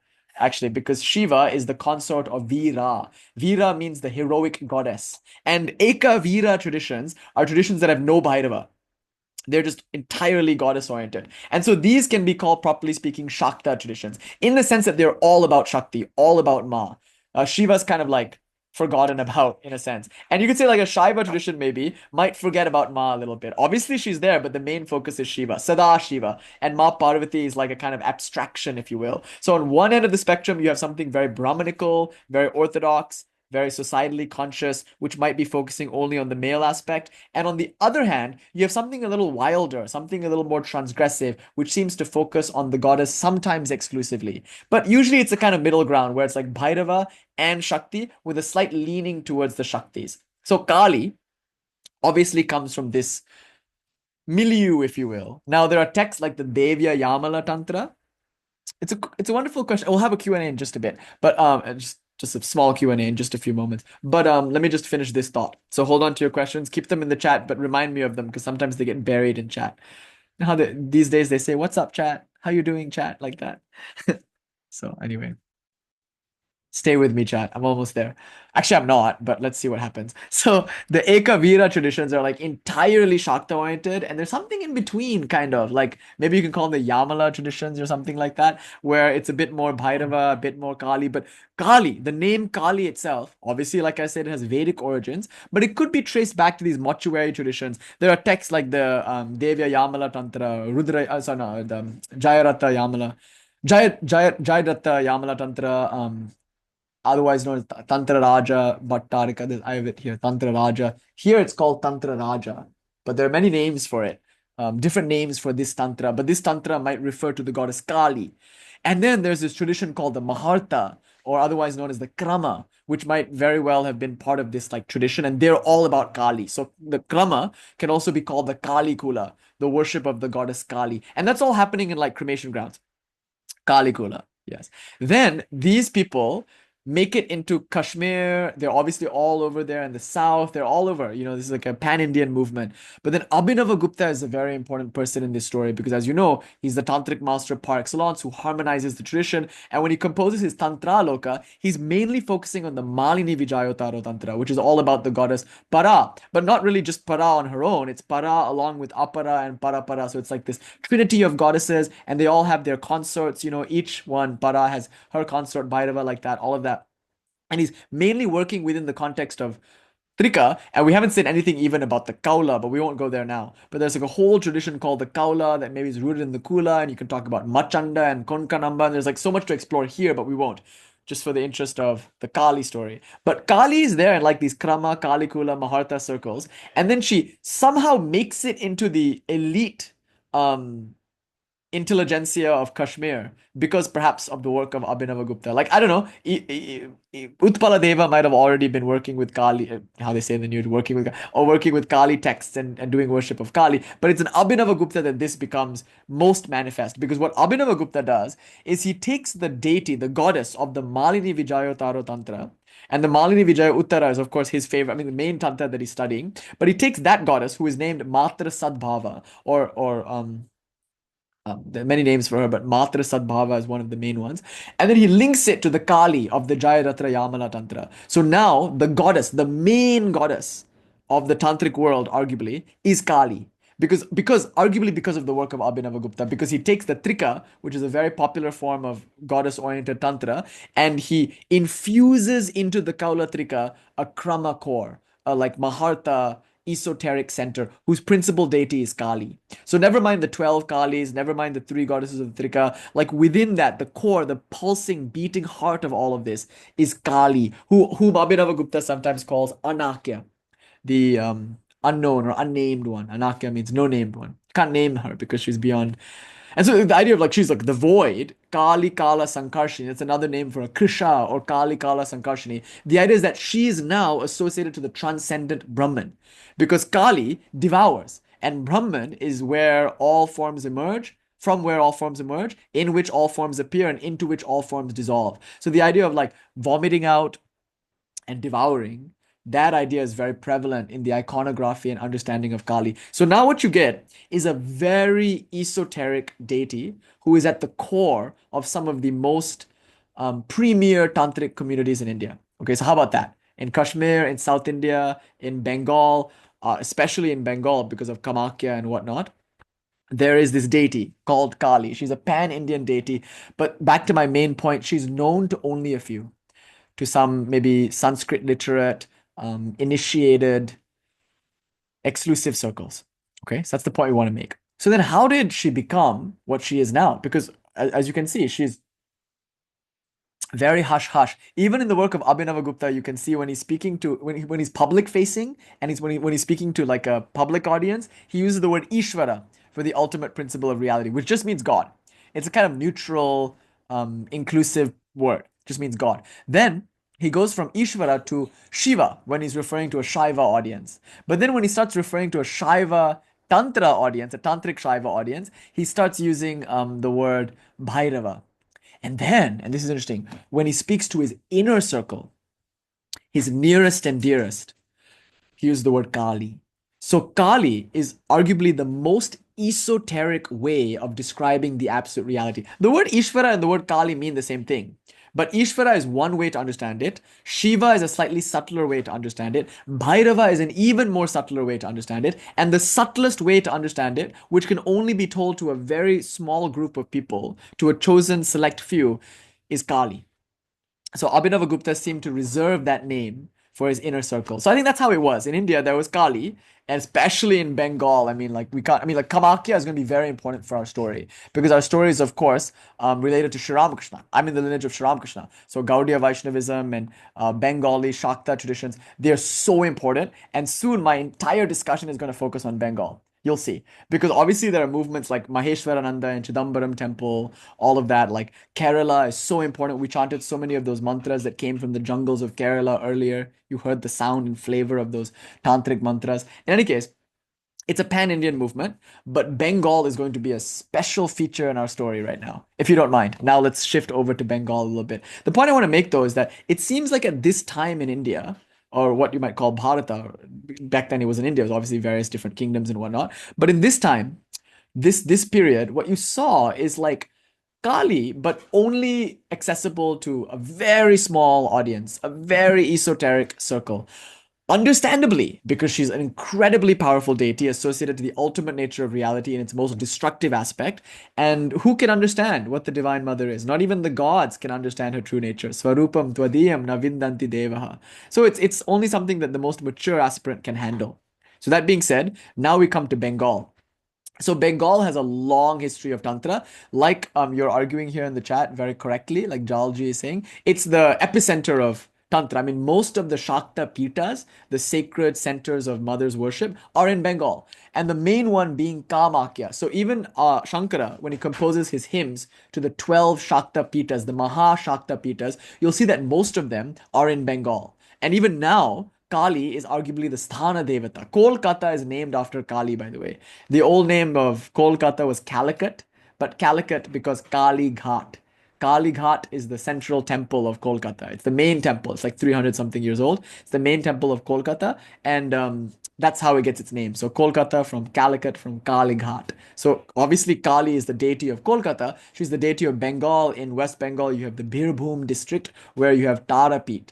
Tarapit, of course, is a very important Shakta Pita, especially for our story. Kamakya and Assam is very important. That's where Mother's Yoni is, you know. Okay, so here's where it gets interesting. In Assam, there are all these traditions, and Assam is very near Nagaland, and in Nagaland there are these like headhunting tribals. They're all Christian now, but there's like a jungle called Nagaland. Naga means like snake or dragon. Nagaland. Can you imagine what a mysterious name? Has anybody like have you heard of Nagaland? It's really cool. Like you look for it on the map. It's like right between Assam in West Bengal and Burma, not right now, but like later, it might be cool to see like Burma, how India becomes Burma through Nagaland, you know. But you can see there are a lot of like jungle dwelling tribals here. And in Kamakya, they're predominantly meat eating community. It's very different. Assam is like it's a wholly different. They have their own language. Obviously, they speak Hindi and Bengali, but it's a very different feeling, you know? And obviously Bengal as a whole is super influenced by what's going on in Assam and vice versa. But Assam is an epicenter for Tantra. And some argue that Abhinavagupta's guru might have come from Assam. Not necessarily. Shambhunatha might have come from South India or something. Some say Machanda is from Assam. Some say Machanda was a king of Maharashtra. It's hard to like really understand because a lot of these are like oral stories. But in any case, if you go to Assam now, you'll see it's the heart of Vamachara. It's the heart of Kaula Marga. It's where goddess Kali is worshipped in the most obvious way, you know. But even Bengal, West Bengal, in Kolkata, you'll see she's everywhere. Kali is everywhere. She's a Sthana Devata. So she's no longer a secret. How on earth did that happen? I'm going to argue that it happened mainly in Bengal. Obviously, Kali is known all over India. She's a pan-Indian movement. But like I've been saying so far, she's known to only a small group of tantrics. How then did this very esoteric deity become a household name for so many people all over the world? This is how. Or this is one version of how. By her own sweet will, of course. I mean, all of this is happening by her own sweet will. One day she just decides that now's my time. And so there was a particular tantric in Bengal that we have to mention, whose name is very important in our story. Āgamavagīśa Nanda Krishnānanda ji. So he was a householder. Of course, his name is Krishnānanda, so you might think, oh, he's a monk. But no, he was a householder. And he's called Āgamavagīśa. Agama means the Tantras. Another word for the Tantras is Agama. So Agama, meaning all these scriptures and whatnot. Vagīśa means the one who has mastered the word of the Agama. He's Isha, Lord of the Vak of the Agama. So it's a title, right? It's not a name, it's a title. A person who has mastered Tantra is called Āgamavagīśa. Okay, so he's got this title, therefore obviously is a very respected figure. He was a master of so many texts and a big guru, super guru at that time. And his name was Krishnānanda. So Āgamavagīśa Krishnānanda was a worshipper of Kali, and he compiled the Tantra Sara. But one day, and this is the myth, the legend, if you will, he had a vision. Or Kali spoke to him and said, I would now like to be worshipped in the mainstream, something to that effect. She communicated this will to him. So he acts in this story as something of a prophet. He hears Mā Kālī, and then the legend goes like, he's like, oh, how will I worship you? And she tells him, tomorrow you will see a form, and that is the form I would like for you to reveal to the world. And the story goes, he was walking the next day, and he's a Brahmana, high caste person. And there was a Santal, a tribal woman, bare-bodied, who was slapping cow dung cakes onto the wall. And then when she sees him, like young village girls tend to do, she sticks her tongue out because he's a Brahmana, and she feels kind of like, oh my God, not because of her nakedness, by the way, this is important. It's just like, oh, it's a Brahmana, like this is a person of high caste and I'm an outcast. And so she sees this Brahmana and she sticks her tongue out, like, like young girls go, and like in India, village girls sometimes do that. They just go, and then like out of like a little bit of shyness. So she stuck her tongue out and she was slapping cow dung cakes onto the wall, right? So as she stuck her tongue out, she went like this. And when Āgamavagīśa saw that, he went into a trance, and then that form was revealed. The Dakshina Kali form was revealed. And she's like, understand? Like he saw it. He saw her with the sword and with the severed head, and he saw the Abhaya Mudra and the Varada Mudra, the Vara Mudra, like that. Like he saw that form. And it was like, oh, that's the one. He's seeing it in an actual woman. So back to our Halaharani Kali Puja story, an actual bare-chested woman who is slapping shit onto a wall. Obviously, it's cow dung. It's not seen as a transgressive substance. Cow dung is actually seen as a very pure and sacred substance. But the idea that she's like slapping cow dung onto a wall, just doing work covered in sweat, like just naked and shirtless and like outcast, that's important. Yeah, exactly. So cow dung doesn't really count as one of these transgressive substances, but I thought I would try to like make that claim anyway. But I think the point here is that you can see Āgamavagīśa Krishnānanda ji is interacting with Kali, but here manifests as an actual woman, an outcast woman with wild hair. Obviously, as an outcast woman, the dress standards are different. So in a Vedic society, you would bind your hair. But if you were like a quote unquote prostitute, or if you were an outcast, your hair would be wild and free. So the fact that she was alokeshi is important. The fact that she's shirtless and bare-breasted is important. The fact that she's an outcast is important. But most important is that she was a human woman. And so God's immanence here, like you saw in the Palaharani Kali Puja, is stressed. Anyway, Krishnānanda saw the Kali, and that Dakshina Kali is perhaps a new form that Mā Kālī reveals out of her Dakshina, her grace, her blessing, her compassion for us. This is a form that is most suited for this yuga, and this is the way Mother wants to be worshipped, how she wants to appear in this particular form. Now, here's where it gets really interesting. This is very interesting. Is it the case that Dakshina Kali, or this form of Kali, appears first to Agama Krishnānanda, and then he later, Āgamavagīśa Krishnānanda, he later then popularized it? Was this how it was? Some people say no, like this story, they deny the story, or they say it's like a legend. Actually, this deity was there all the while. And that would make sense if Shankara in the 9th century composed Kālikāśtakam, because he described Kali in the exact same way, with Abhaya Mudra and Vara Mudra and all of that, holding a sword and severed head, and like so many of the elements in the hymn to Kali by Āgamavagīśa Krishnānanda were already present in Shankara. So if we believe that Kālikāśtakam was composed by Shankara, then this form goes back to like the 9th century, which is the heyday of arguably this kind of Yogini Kula, Kali Kula Tantra. But if we think, oh, maybe it was unique to Krishnānanda, then we could say, oh, maybe Kālikāśtakam was written after, and then it was later attributed to Shankara, as many hymns in India tend to be. So it's hard to know for sure. Now, what's definitely clear is that Āgamavagīśa Krishnānandaji didn't make stuff up. He was compiling stuff. He was bringing together various tantras that already existed, and there were various sampradayas already in Bengal practicing different forms of tantra. And he did something very interesting. He brought them all together into a single work. One ring to rule them all. So now there's a new genre. Whereas tantras are usually kind of standalone documents for the worship of a particular form of reality, now there's something called a compilation text. A digest, I guess you could call them. These are a kind of new genre, that maybe emerged in like the 18th century. So Āgamavagīśa Krishnānandaji, he started bringing together all these tantras. So to Sai's question, now we're in like the 18th century, 1700s, the 18th century, maybe even before that, like 17th century, moving into the 18th century. We get these things like the Tantra Sara of Āgamavagīśa Krishnānandaji. So here, you find dhyana shlokas for the Mahavidyas. So Kali, Tara, Shodashi, Bhuvaneshwari, Bhairavi, Chinnamastaka, Dhumavati, Bagalamukhi. You find Matangi, Kamalatmika, all of these various forms, very esoteric, known to only a few people. Now they're all available in this Āgamavagīśa Tantrasara, And so the dhyana mantras are there. The one we just chanted is from there. Their yantras are available, their mantras were available, and the way to worship them was available. And Āgamavagīśa just put it all together. Like, that is Kali's grace, that she somehow inspired this one great tantric guru to just compile everything for posterity and to make it available to everybody. The fact that Abhinavagupta was writing about esoteric things for a public audience was also quite meaningful, because back then this was very hush-hush, strictly in initiation settings only. But Abhinavagupta like wrote about it, and he disseminated it, and he like kind of spread the knowledge. Of course, with one caveat: he never revealed everything in one place. His guru Shambhunatha told him, reveal everything, but never all at once and never all in one place, so that you can test the commitment and sincerity of the disciple. Otherwise, they might not value the knowledge, like I was saying last week. So, in any case, Abhinavagupta's work called the Tantraloka, his work called Paramarthasara, it's like interesting because he's writing to mainstream a tradition that was otherwise like very, very secret. And then what Āgamavagīśa Krishnānandaji does is he like composes the Tantrasara to mainstream a tradition that was otherwise very, very secret.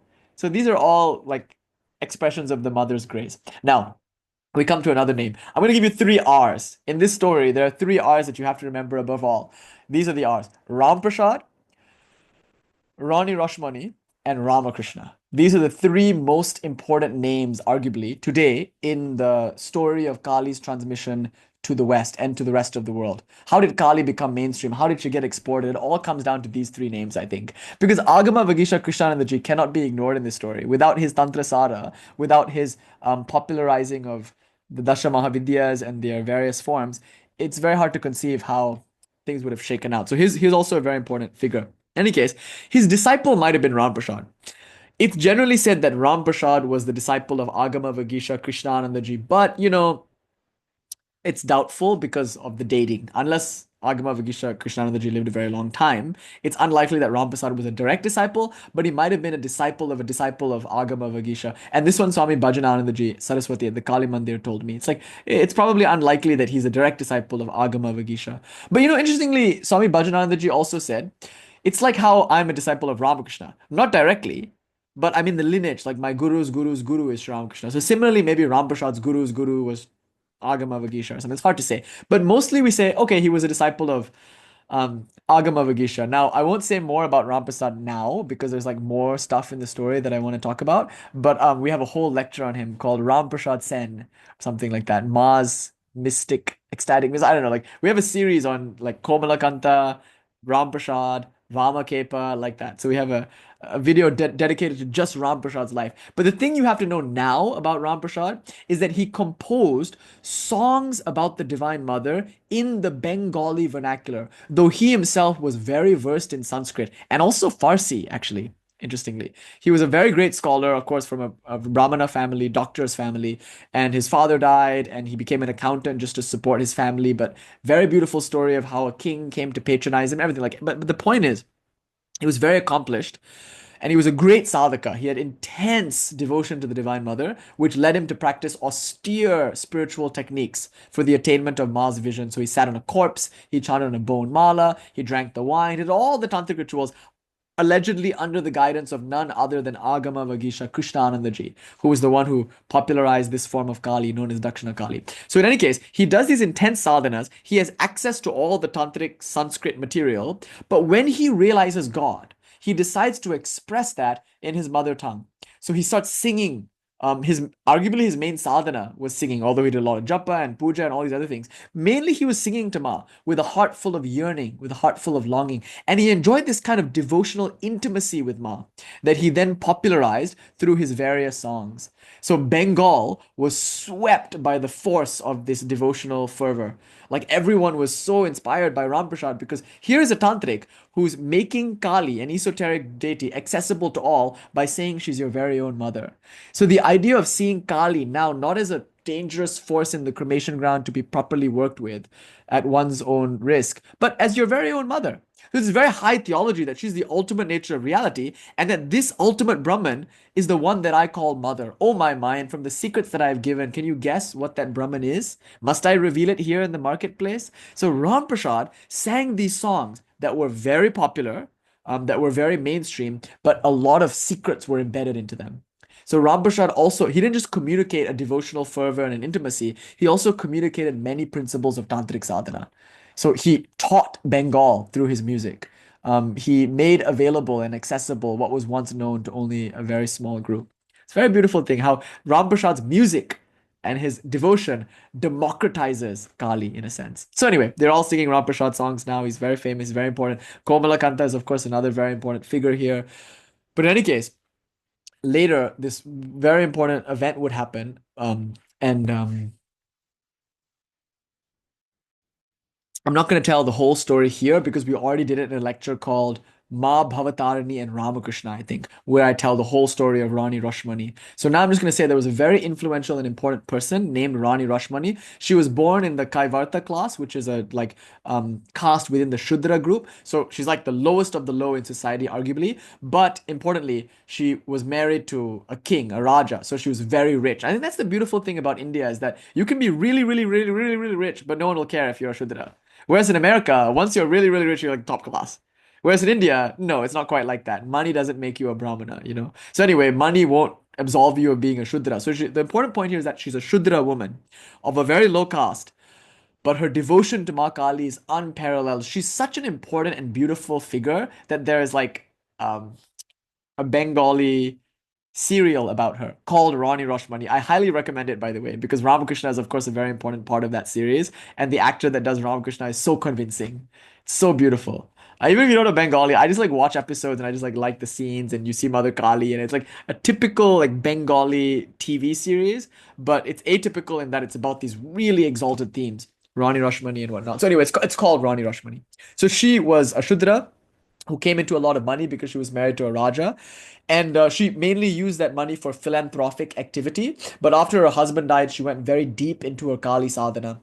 And one day she had a dream. All this arguably comes down to Vasugupta's dream or Rani Rashmani's dream or something. So in her dream, um, anyway, let me step back a bit. She decided to do a pilgrimage, as women tend to do when they're widowed. So she got together a huge retinue and paid lots and lots of money to get these boats and to get cows and all of that. And they put them all in the boat, and everyone got on the boat, and they all started going upriver, up the Ganga to Varanasi. Oh, like the downriver, sorry, to Varanasi. Kolkata is here, Varanasi. So they're going down to Varanasi. Which is a sacred center for the worship of Shiva and Ma Annapurna is there. So she wants to do a pilgrimage, but on her way, and remember, she spent thousands of US dollars, hundreds of thousands of US dollars, probably like a huge amount, you know. I don't know exactly what the amount is. Swami Bhajanananda once cited it. Ambikananda ji once cited it, but I forget. So a lot of money. Anyway, one day on their way, she gets a dream. And in her dream, Mā Kālī appears and says, worship me here on this bank of the river. There's no need for you to go to Varanasi. If you set up a temple here, on this bank of this side of the river, I will gladly come and eat your cooked food. I will gladly receive your worship.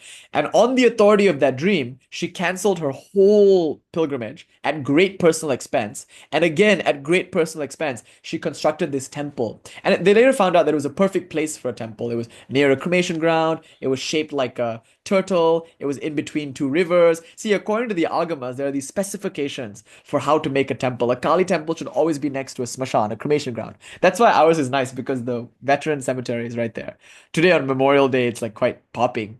But if you just go there, it's a veteran. So if Kali is here, the cremation ground is there. She's happy. So it should be near a graveyard or a cremation ground. Ideally, it's on like a hump. Ideally, it's been in between two rivers, like that. So at our home, it's a hill in Westwood. So I'm like, okay, we're on a hill. And by a stretch, if you consider those two roads rivers, then we're good. Anyway, so like there are specifications for a Kali temple. And Rani Rasmani's place, her plot of land, which she was introduced to through a dream, met all of those specifications. Anyway, they worked really hard. They constructed this temple. But after all was said and done, they ran into another complexity. No Brahmana would take work there at the temple, because it was by a Shudra woman. A Shudra woman founded the temple, so any food that was cooked there was cooked in a Shudra's house. What Brahmana would eat food cooked by a Shudra? So no Brahmin priest wanted to come and worship in the temple. No one wanted to invoke and ritually install the Divine Mother, which was so beautifully sculpted. It's like a remarkable thing. It's like the whole temple is done. Ma is in her box, ready to be ritually installed, but no priest wanted to do it. So anyway, she's distressed, horrifically distressed, because the temple is going to be a failure and she won't be able to fulfill her dream and all that. So she writes to a group of Brahmanas, one of which happens to be Ramakrishna's brother, his elder brother, Ram Kumar, who at that time in Kolkata was running a Sanskrit school. So Ram Kumar suggested to her, and he's been in contact with her before, but he suggested to her, he said, if the Rani were to donate the temple to her guru, then technically a Brahmin would now own the temple. And then what would be the problem? Then everyone could come and worship there. So she thought this was a brilliant idea. But remember, you construct a temple for merit. Usually when a person constructs a temple, the intention is to get religious merit. So anybody who comes and is served at the temple, they get the good karma for it. That's why people tend to spend money and build temples. This shows you that Rani Rashmani was performing nishkama karma. She did it out of devotion only because she was willing to sacrifice all of that merit. Now, if she makes the temple out in her guru's name, it's her guru that will get all the merit, not her. And so the fact that she was willing to do this shows you that she didn't care about merit. That's an important point. She did purely out of devotion. So she made it out to her guru, donated the whole temple to her guru, and now a Brahmin owns the temple, so to speak. But this was sus. It was still a kind of iffy solution, and Brahmanas didn't want to do it. They still didn't want to worship. And so they thought, why don't we just get Ram Kumar? I mean, he was the one who suggested it. And so they asked Ram Kumar, would you come and be the head priest? And Ram Kumar was like, I guess, because if he didn't, at that point, if he didn't do it, that'd be kind of funny. His very own suggestion. So he decided to do it, but Ramakrishna was dead set against it. And you'll see why when I read to you from Swamiji in just a few moments. He was dead set against this idea of working at this temple, because it's really demeaning to work at a temple. And you'll see why when we read Swamiji's thing called My Master. Being a priest is considered very degenerate for a Brahmin. Brahmin should not be a priest for a variety of reasons, as you'll see soon. Anyway, Swami Vivekananda narrates this dilemma a little bit, but Ramakrishna was very against it. He was like, what would our father think? At that time, their father had already died. But he said to his elder brother, he was like, what would our father think? We're eating food in the house of a Shudra? Ramakrishna was pretty caste conscious at that time. Anyway, it all came down to literally a flip of a coin, in a sense, because they put these two leaves in water. And then they had a child come and choose a leaf. One leaf said, yes, we'll go to the temple. The other leaf said, no, we won't. And a child came and pulled this leaf. It's a village custom, When you don't know what to do, you just put two leaves with yes and no in a bucket and you have a child come and take it. So the child picked it up and it said yes. And so it all comes down to this little child picking up a leaf from a bucket. But the yes meant that now Ramakrishna and Ramkumar moved to Kolkata. And they were already there. They had a Sanskrit school there, but they moved into this Dakshineshwar Kali temple. So Ramkumar became the official priest. Eventually, it wasn't long until Sri Ramakrishna was enlisted to be the priest also. He didn't want to, remember, he was very hesitant to take up the role of being a priest. But eventually, they managed to get him to do it. We don't need to get into that story now. Ramkumar trained him in the puja, and in order to do Kali Puja, he needed a Kali mantra. So he took Diksha with one Kenaram Bhattacharya, as I've heard, maybe part of the Purnananda ji lineage, which Artha Avalon is somewhat associated with also. Anyway, so Kedaram Bhattacharya gives Sri Ramakrishna this mantra, and then he learns the puja from Ramkumar, and that's when Sri Ramakrishna takes up at age 19 or so his role as the head priest of the Dakshineshwar Kali temple. So look at the connection. Āgamavagīśa has his vision of Kali called Dakshina Kali, and he popularizes it. Bengal, thanks to the works of people like Āgamavagīśa, becomes saturated with Tantra. It always has been. But then Ramprasad, through this, is able to attain a vision of the Divine Mother, which he then popularizes to the Bengali mainstream by singing songs. That's how Rani Rasmani arguably comes into the worship of Kali, because of this atmosphere of Bengali Kali worship. And no Ramprasad means maybe no Rani Rasmani. No Rani Rasmani means no Dakshineshwar Kali temple. And no Dakshineshwar Kali temple means no Ramakrishna. Now, Ramakrishna, to use Swami Ambikananda's very beautiful turn of phrase, is in the same Bhavik lineage, maybe, as Ramprasad. He's not actually in the same lineage, but he loved Ramprasad so much. And he identified with him in a sense. And so he would sing Ramprasad songs all day long before this image of Kali. So Ramakrishna, when he became the head priest, again, it was very unlikely that he didn't want to do this at all, but with great reluctance, he finally did it. But once he started doing it, once he got the mantra, once he started doing the puja, he was all in. Because now he was obsessed with figuring out whether or not God was real. He really wanted to feel the Divine Mother, or he was asking, is this just a block of stone, or is there really a goddess here? And so he became obsessed with verifying God, with having a direct, tangible experience of God. So he poured all his heart and his soul into puja, into the recitation of his mantra, into longing and sincere prayer, and all of that. He would work so hard in order to have a vision of the Divine Mother. And exactly that happened. He had the vision of the Divine Mother, and then only after that did he get Bhairavi Brahmani, his Tantrik guru. So Bhairavi Brahmani then initiated him into even more esoteric Tantric sadhanas, and the rest is history, as you know. Now, Sri Ramakrishna's main disciple of the various disciples that he had was Swami Vivekananda. And Sri Ramakrishna, remember, is the priest at a Kali temple. His Ishta is Kali. And he referred to God mainly as Kali. And, in one place in the gospel, somebody says, isn't Kali a tribal deity, a Chandala or Santal deity? And then M quickly interjects and says, M, who compiles the gospel of Sri Ramakrishna, he quickly interjects and he says, no. What you call Kali, what you call Brahman, he calls Kali. By Kali, he means your Brahman. So you can see, the disciples of Sri Ramakrishna understood that Kali was more than just a deity in a pantheon. She was the ultimate reality called Brahman, the very highest transcendental principle of the Vedas and of the Upanishads. It's a very high theology here. She's not like a spirit in the cremation gown to be propitiated for this or that power. She's not like a deity in a pantheon or some nature force that you have to subdue with mantras. She is the ultimate reality itself, in the form of mother. So now you get Sri Ramakrishna's Shakta Advaita, the idea that there's only one reality called Brahman, but that Brahman is also Shakti. So Sri Ramakrishna would say, Jini Brahma, that which you call Brahman, Tini Shakti, I call Shakti. And that Shakti, Tini, I call Ma.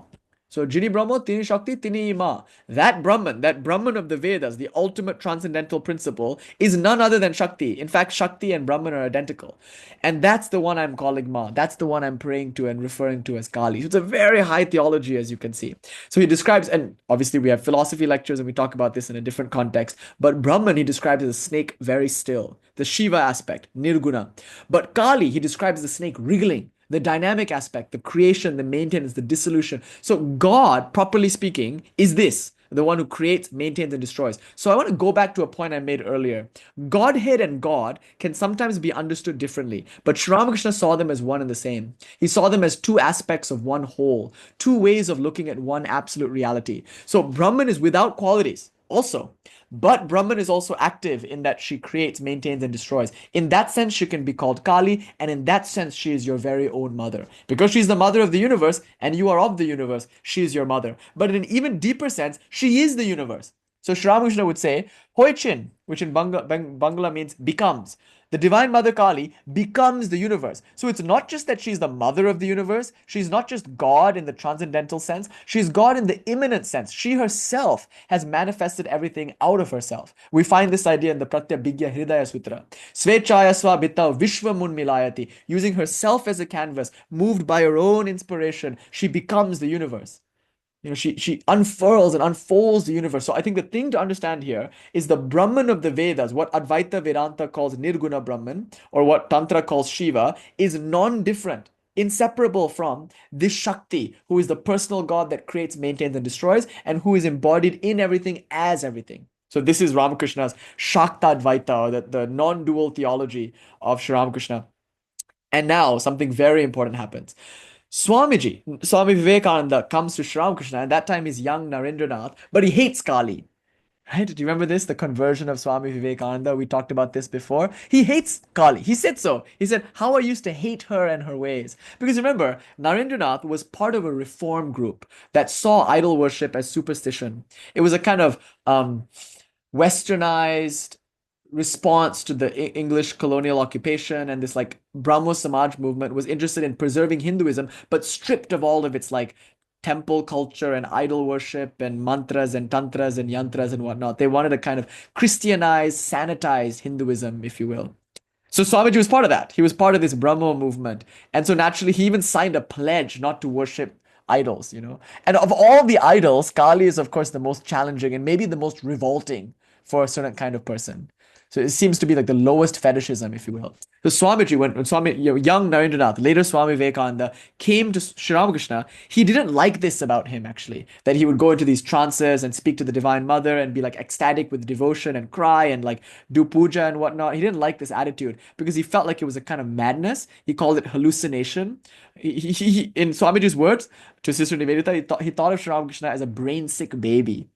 But he said, I loved him. He bound me to me with his love. So Swamiji, when he was young, couldn't deny Sri Ramakrishna's purity, his simplicity, his renunciation, his spiritual magnanimity. But he didn't like this Kali worship and idol worship and whatnot. But then something happened. And you all know the story. I don't need to go into it too much. But one night, he goes to the Kali temple. He's desperate because he needs some help. His father has died. They're in dire straits.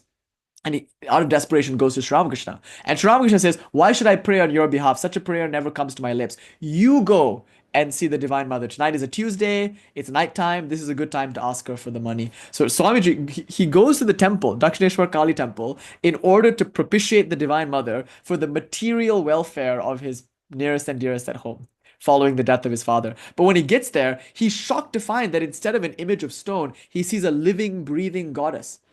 And he immediately falls down in tears and ecstasy, and he's overwhelmed with love. And he says, Ma, give me vairagya, renunciation, give me bhakti, give me jnana. So you know this whole episode. We don't need to talk about it too much. But this is the conversion of Swami Vivekananda. 3 times he goes.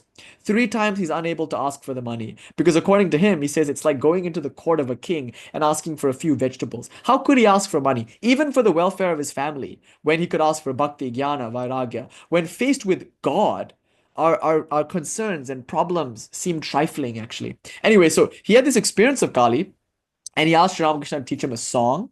And the song is, Amar Matang Hi Tara. That song. Tumi Triguna Dhara Parat Para. This song, Swamiji sang it all night. And he was up all night. And then the next day he was asleep in Sri Ramakrishna's room, obviously, because he'd pulled an all-nighter. And Vaikuntanath came, one of the other disciples of Sri Ramakrishna, and he saw Swamiji sleeping. And Sri Ramakrishna, with great delight, said, you see, he's finally accepted Kali. So this is the conversion of young Narendranath. He finally became a slave of Kali. That's what he said to Sister Nivedita, that Kali said, I will make a slave of you. And so he was wholly committed to Kali from that point forth. And I think, didn't we give a talk recently on this?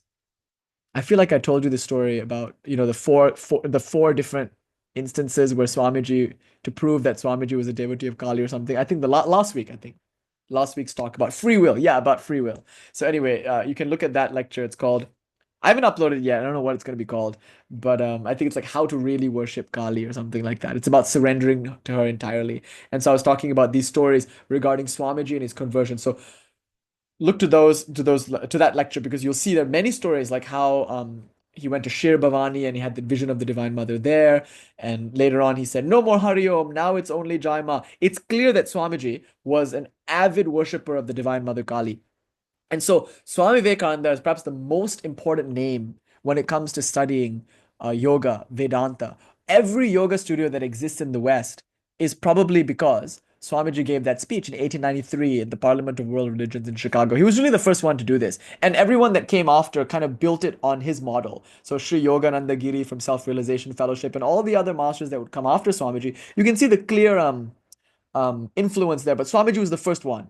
He was arguably the first one who came and taught Indian spirituality to the West. But it's important that he came as the disciple of the head priest of the Dakshineshwar Kali temple, the avatar of this age, who was an inveterate worshipper of Kali, who was one with Kali, who was mad with love for Kali. And Swami Vivekananda, like guru, like disciple, was also mad with love for Kali. And when he came to the United States, and when he came to London, and when he preached all over the world in his mad, ecstatic Tandava dance, that came through in some way, shape, or form. Even if he didn't publicly preach about the Divine Mother, about Kali, and later he would confide in Sister Nivedita that he didn't feel like it was appropriate to do so because it was special just for him.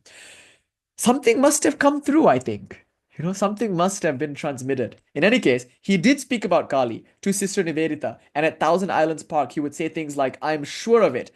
Sri Ramakrishna is an incarnation of Kali. Sister Nivedita asked, like, in time we'll understand that Sri Ramakrishna is an incarnation of Kali. He said, surely, I'm sure of it. Kali dredged up this body called Sri Ramakrishna for her own purposes. And at Thousand Islands Park, he said, there is a power in this universe which considers itself female. She's a person that can be seen and spoken to as easily as I'm seeing and speaking to you now. So this personal aspect of God is called Kali, and Swami Vivekananda was wholly devoted to her. So insofar as Swami Vivekananda was like the first one to come to the West and teach Indian spirituality, obviously that transmission must have occurred even then, as we can see in his like conversations with Sister Nivedita and some small discussions that he has with people on the topic. Okay, now we come to something more relevant. I'm going to close out with this, something more contemporary. So Sri Ramakrishna is obviously one of the most important features of my story now because it's his disciples, perhaps to whom we owe the presence of Kali in this country. So after Swami Vivekananda came and did his work, after him, a series of other monks would come. The second generation Swamis, if you will. So now Swami Vivekananda, Swami Brahmananda, these are all first generation because they are direct disciples of Sri Ramakrishna. The second generation Swamis are like Swami Ashokananda ji and Swami Shankarananda ji, who was a disciple of Swami Brahmananda, Swami Prabhavananda ji. These are all second generation Swamis, okay? So now what happens is Triguna Titananda ji comes to San Francisco and he opens a temple in San Francisco, which arguably is the first Hindu temple in the West, arguably. And Triguna Titananda ji is a disciple of Sri Ramakrishna. So Sri Ramakrishna is not only associated to Vivekananda, who was the first one to do this in the West, he's also associated to Triguna Titananda, who started the first temple arguably in the West, but he's also associated to Swami Brahmananda, whose disciple, Swami Prabhavanandaji, started the Hollywood Temple. So this is where we get really sentimental, because now we zero in on where we fit in to all of this. So remember, there's Sri Ramakrishna, and Sri Ramakrishna's direct disciple, in fact, his spiritual son, his Manasaputra, is Swami Brahmananda. So we belong to that lineage, the lineage of Swami Brahmananda. So Swami Brahmananda's disciple, Swami Shankarananda, is the guru of my guru, because that's our direct lineage. But also, Swami Shankarananda had a guru bhai, meaning a brother disciple. So one of Swami Brahmananda's disciples is named Swami Prabhavanandaji, and he was the one who started the Hollywood Temple here in Hollywood. He came and he founded it in like the 1930s, and he was the one who started doing Kali Puja. Perhaps, again, remember, Swami Triguna Titanandaji perhaps founded the first Hindu temple in the West in San Francisco, but Swami Prabhavanandaji might have been the first one to worship Kali publicly in the West. Publicly. I mean, maybe some people are worshiping Kali at home, nobody knows. But as far as like historical documentation goes, the evidence does seem like Swami Prabhavananda might have been the first one to formally and publicly and officially do a Kali Puja in the Hollywood Temple in like the 1930s. At that time, they were using a picture of Kali, but then later, Swami Prabhavanandaji had like a vision or something in which he realized that they need to start worshiping a statue, like a vigraha, not just a picture, but a three-dimensional vigraha. Now, typically in India, when we do this, we construct the image out of clay. There are people who are like artisans, masters of this craft. In Bengal, in Kolkata, there's a place called Kumartoli. If you want to see this art, you go to that street and you'll see there are all these like frames and scaffolding and things like that. And the goddess is being constructed for this kind of puja. Now, these families are all back home in Bengal, and Swami Prabhavanandaji kind of wired back and asked for one of these murtis, this 3D replica of Ma to be sent over for the annual Kali Puja, for the Shyama Kali Puja, which happens towards the end of the year. But there was a problem. The image could not be shipped. So instead of having one shipped from India, he had one made then and there with Californian soil. So this started a long-standing tradition of people sculpting, like California sculptors, like Los Angeles sculptors, sculpting the image of Kali with the soil of this earth. And there's a beautiful book out called Thus Spake. No, what is it called? Vijay, what is Uma's book on Kali called? She can't hear me. There's a zine. Thus Spake Kali or something. But in that zine, I'll show it to you one day. It's by Uma Sanasrayan, and in that zine, you can see all the different Kalis that have been sculpted over the years. One of them looks exactly like Barbie, and it was sculpted a few years before Barbie came out. It's very interesting. There are like things like that. And you can see how in the 70s, the Kalis were more psychedelic, a little sexier. They were like kind of like young women with the, like, it's different how the art style changes and how like in the 80s and 90s, she takes on a more traditional look with a sari and everything. It's very like the story of the the sculptures are, it's itself a wonderful story. So there's a beautiful movie by Uma, who's another name I'm going to mention in this story, called The Image Maker. You might find it on the internet. It's by Uma Sanasrayan. It's called The Image Maker. Let me just like do a quick Google right now and see if I can find it. And they do screenings every now and then. She's a dear friend of ours and a very important name in our story, which will come. Oh, here it is. The Image Maker, a short film written and directed by Uma Sanasrayan. I'm just gonna like share it. I'll put the link in the description of this video, of course, but now I'm just gonna share it in the chat. So it's beautiful, beautiful short film, and it will show you the story of like sculpting Kali in the Hollywood Temple. I definitely recommend that you watch it, especially in the context of this lecture. So anyway, Swami Prabhavanandaji couldn't get a sculpture of Kali from India on time. So instead, he had various artists over the years, sculpted different artists, like over the course of the various years in which they were doing this, they sculpted the thing, and then they ritually consecrated it in the context of a full puja.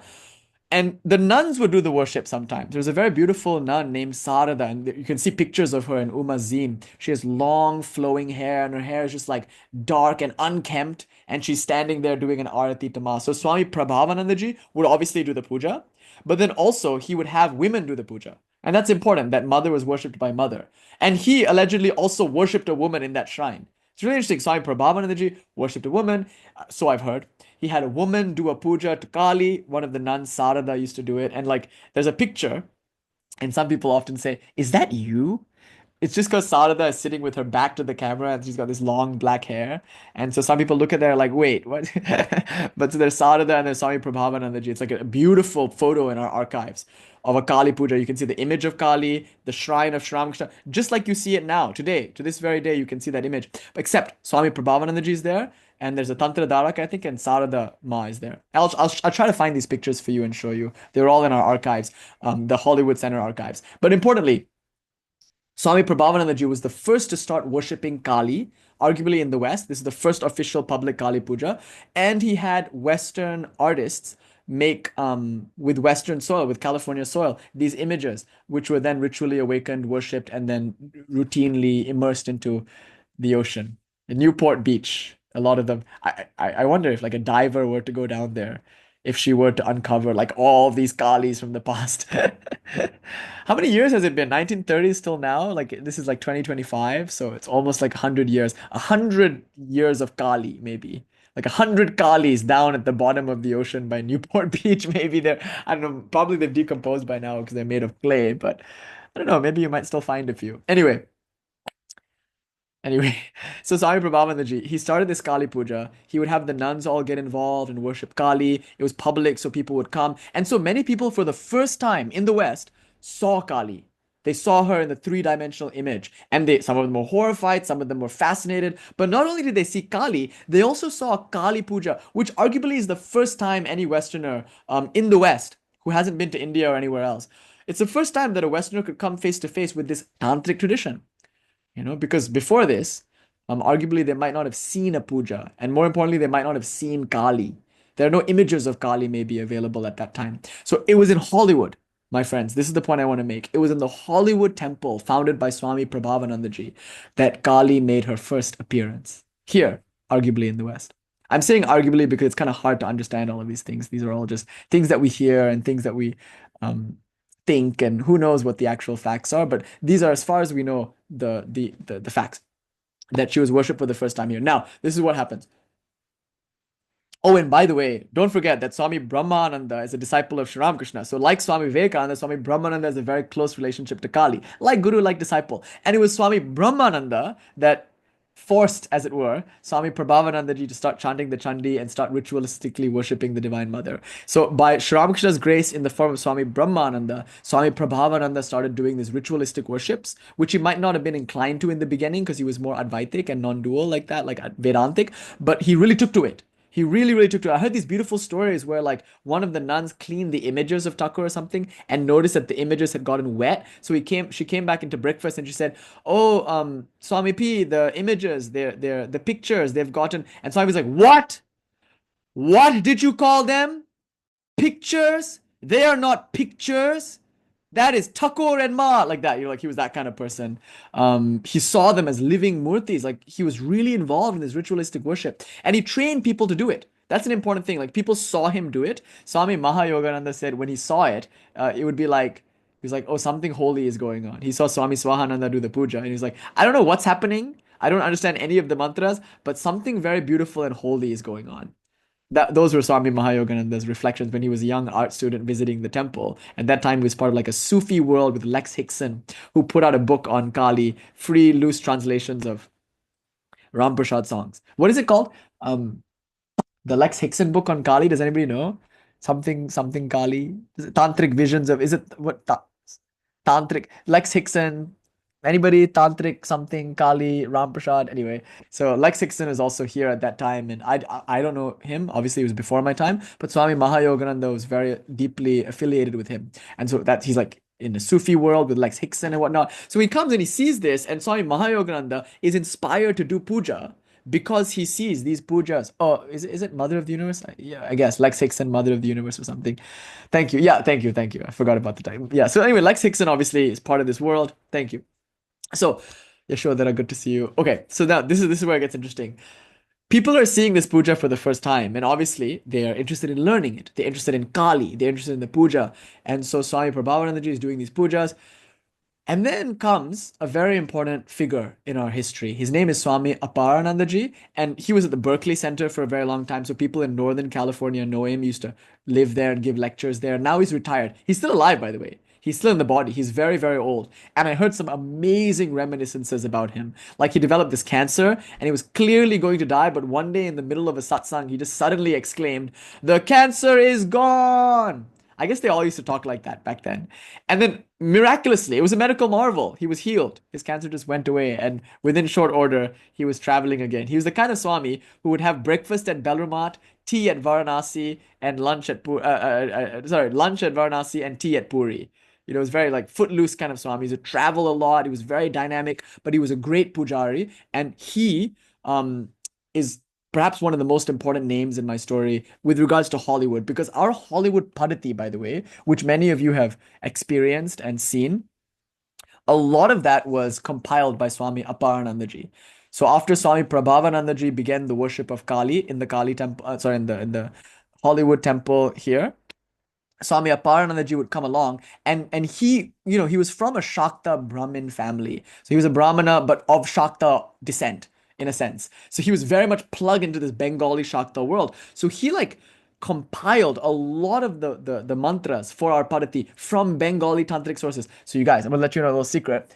Our Padati, our Hollywood Padati, is way more tantric and arguably more left-leaning than what Belrumat does. You know, so the Belrumat Kali Puja, the Ramakrishna Mission headquarters, their Kali Puja, I'm gonna argue is nowhere near as cool as ours. Because we had Swami Aparanandaji, you know, who is a Ramakrishna Swami, of course, but he like brought in his Shakta upbringing and he brought in all these materials from Bengali Tantra and he composed a unique document, arguably one of the most beautiful Tantras, authentic worship of Mother Kali based on the tradition, but it's got elements that are maybe missing in other Tantras. It's a masterpiece document, and Swami Aparanandaji is the one who compiled it. So that's there. Swami Swahanandaji, of course, he like continued the worship of Kali, and so the Hollywood Temple became like a centerpiece in the story of Kali in the West. Now, there's another very important name that you have to know. So important. Like each of these names, oh my God, I can't even emphasize how important they all are. Usha Harding or Elizabeth Harding. So I've told you the story many times, as we heard it from her. She's an actress. She's an Austrian actress. Her mother and her fled Austria because of the Nazis. And then, she comes to California. She's living in Los Angeles, and she, you know, works in movies. And she's this young, beautiful actress. She said she used to have colored hair. Every week her hair would be a different color, short skirts. Like she's like this kind of young, exuberant woman and very much in the scene, so she's like friends with what is it, Al Pacino and stuff like that, like with all the big actors of that time. She was in that circle. She was in that scene of like Hollywood name and fame, I guess you could say. So she was attending all the best parties, with like obviously like with the most refined Hollywood sense pleasure indulgence kind of thing. Like she was, and the thing is, her life, as she said, was a quest for excitement. She was looking for excitement. All she wanted to do in her life was live for the most exciting thing. And she felt like being an actress and being in the movies and going to all these Hollywood parties and like living this life would be the most exciting thing. So that's why she did it. But then this is her story. One night around the time of Thanksgiving, as I remember hearing it, she was at a party and she got really bored and she just like looked around and she realized all of this is really boring. It's not exciting. Everyone only ever talks about themselves. That's her takeaway. She's like, when you talk to one of these people at these parties, it's boring because they're all narcissists. They're all only ever talking about themselves and it all gets old very quickly. And so she felt this kind of Weltschmerz, kind of ennui, a world awareness. And so she stepped away from the party. It was a party in Hollywood near Thanksgiving time. And she just stepped away from the Hollywood party and started walking around the neighborhood. And then she came across this very strange building, the Hollywood Temple. It's with its white kind of white walls and like domes and stuff. She's like, what is this? So she walked in. She doesn't know anything about the place. She just like walks in and sits down, and suddenly Sri Ramakrishna starts talking to her. That's the way she says it anyway. Like she had this direct relationship with him from the very beginning. Like she sat down, she just fell in love. And she says, like, the reason why all of this happened is because she fell in love with Sri Ramakrishna. And so she would talk to him, and she didn't even know who he was. She didn't care to know. That's the best part about this story. She didn't know who he was, and she didn't care to know, but she claimed that she felt more excitement, more thrill, more joy speaking to Sri Ramakrishna in the temple than she did at all those Hollywood parties. And so she started going to the temple more and more and more. And she told this funny story. Once she brought her friend, and her friend was like, who's that? And now she had been going for months, like at least weeks, if not months. And she was like, she realized for the first time that she didn't know. She actually didn't know who that man in the picture was. So she didn't want to ask any of the monks because that would be embarrassing. They'd already seen her come so many times for so many weeks or so many months. So how could she just go up to them and be like, who is that? Right? So instead, she went to the bookshop and started looking at books, trying to figure out who that guy was. Is that beautiful? Like she just like had this direct, immediate connection with Sri Ramakrishna. And so she moved in, like in the neighborhood. She lived near the Hollywood Temple and she was part of the Hollywood community. She knew Swami Prabhavananda but according to her, she didn't want to get involved because Swami Prabhavananda, he was very charismatic, and wherever he went, he had like a row of ducklings following him in a sense. He always had a retinue. He was like a charismatic guru. Obviously, he always pointed back to Brahmananda and to Ramakrishna. So in that sense, he never became a cult of personality type. But more or less, he was that because people, really gravitated towards him. And Usha didn't really want to be a part of that. But she felt like she didn't really fit in at the Hollywood Temple because different colored hair, short skirts, like all of that. And then she was kind of having a hard time with the social, political aspect of it. But she was there because of Thakur. Anyway, and that's where she got involved, arguably, with Kali Puja, and because that was a big part of the Hollywood culture. So then, after her stint as an actress, she became a journalist and she would go up to Seattle very often and interview people like Bill Gates and whatnot. She was a tech journalist. So, on one of her missions, one of her trips, she goes to Kolkata. And there she goes to the Dakshineshwar Kali temple. And this is where the story gets interesting. Remember, Usha Harding, Elizabeth Harding, is the disciple of Swami Chetan Anandaji, like arguably his first disciple, I think. I think his first disciple, right? Usha is Swami Chetan Ananda's first disciple. And Swami Chetan Ananda is, of course, a monk of the Ramakrishna mission. Now he's the head of the St. Louis Center, but he used to be there in Hollywood. Anishama, yeah. Yeah, Swami Chetan Ananda's first disciple is Usha. But he used to be at our Hollywood Center. Swami Chetan Ananda was ours before he came to St. Louis. And he loved Trabuco. Many of the books that you've read by Swami Chetan Ananda was written in Trabuco. Like he's obsessed with Trabuco. He says it's like the best place in the world. And he would sit there in Trabuco and like write these books. And so he loves Trabuco, and he comes here often. He spends his summers in Laguna Beach near the Kālī Mandir. He stays, and he comes and gives talks at the Kālī Mandir. Anyway, this is Usha's guru, Swami Chetanananda. So Usha is part of our lineage, and through Swami Chetan, you know what else is really interesting? Swami Chetanananda is the guru bhai of my guru. So my guru Swami Sarvadevananda and Swami Chetanananda are both disciples of Swami Shankarananda, who is a disciple of Swami Brahmananda. So I hope you can see this Brahmananda sort of line here. So Brahmananda tells Prabhavananda to start doing Kali Puja at the Hollywood Temple. Usha gets involved at the Hollywood Temple, and Usha Ma then, becomes a disciple of Swami Chetanananda. So she's part of this parampara now. And then she goes to Kolkata, and there at the Dakshineshwar Kali temple, she sees Mā Kālī, and she's obviously like smitten, she's fallen in love, and she wants to take a picture. Remember, she's a journalist, so she has a camera with her, and she wants to take a picture of Mā Kālī, but they say, not allowed. Interestingly, they have rules against this. You can't take pictures of deities inside of the temple. So they forbade her from taking the picture, and she was so sad. At that time, there were not really any pictures around of Mā Kālī. There was not a lot on her. There's not like what to say of any pictures. So she came outside and she sat on the steps, like just outside the temple. She was sitting on the steps, kind of forlorn. And suddenly, out of nowhere, a lady appeared and walked towards her and said, "My mother told me to feed you." By my mother, the lady meant Kālī. "My mother told me to feed you. Come with me." So she brought this woman, this mystery woman appeared and brought Usha to eat. And then while they were eating, Usha realized that she was one of the trustees of the temple, like in the family of Rani Rasmani. So obviously she had some influence, like she was in the board of directors or something like that. So then Usha asked if she could take a picture, and she got the permission finally. So she went into the temple and she took a picture, and there it is right there. So the picture that's behind me, I don't want to move the camera because it will upset the light and the microphone and all that. But that picture. I'll take a picture of it later and then send it on the Discord. But it's a very famous picture because for a long time that was the only picture that was out. Because who could take a picture so this is a picture of Ma Bhavatarini, the very same Ma that Sri Ramakrishna worshipped, the very same Ma that Swamiji had that experience with. Just remember that story that I told you about Sri Ramakrishna and the temple and his life and his ecstasy. This is that Ma. And that story I told you about Narendranath, young Swami Vivekananda, and that ecstasy and that night on Tuesday night, fateful night. This is that Ma. So this is a very important Ma for us because this is the Ma that Rani Rasmani established at the Dakshineshwar Kali temple.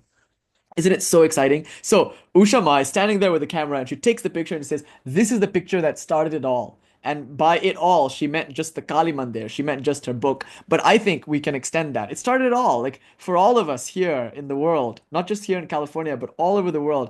I think it really just comes down to this picture. The fact that Mā Kālī herself invited Usha in the form of the Rani Rasmani temple trustee, board of directors person, to take this picture. And she took this picture, and then after she took this picture, and this is where it gets really interesting. Obviously, they tell the story way better.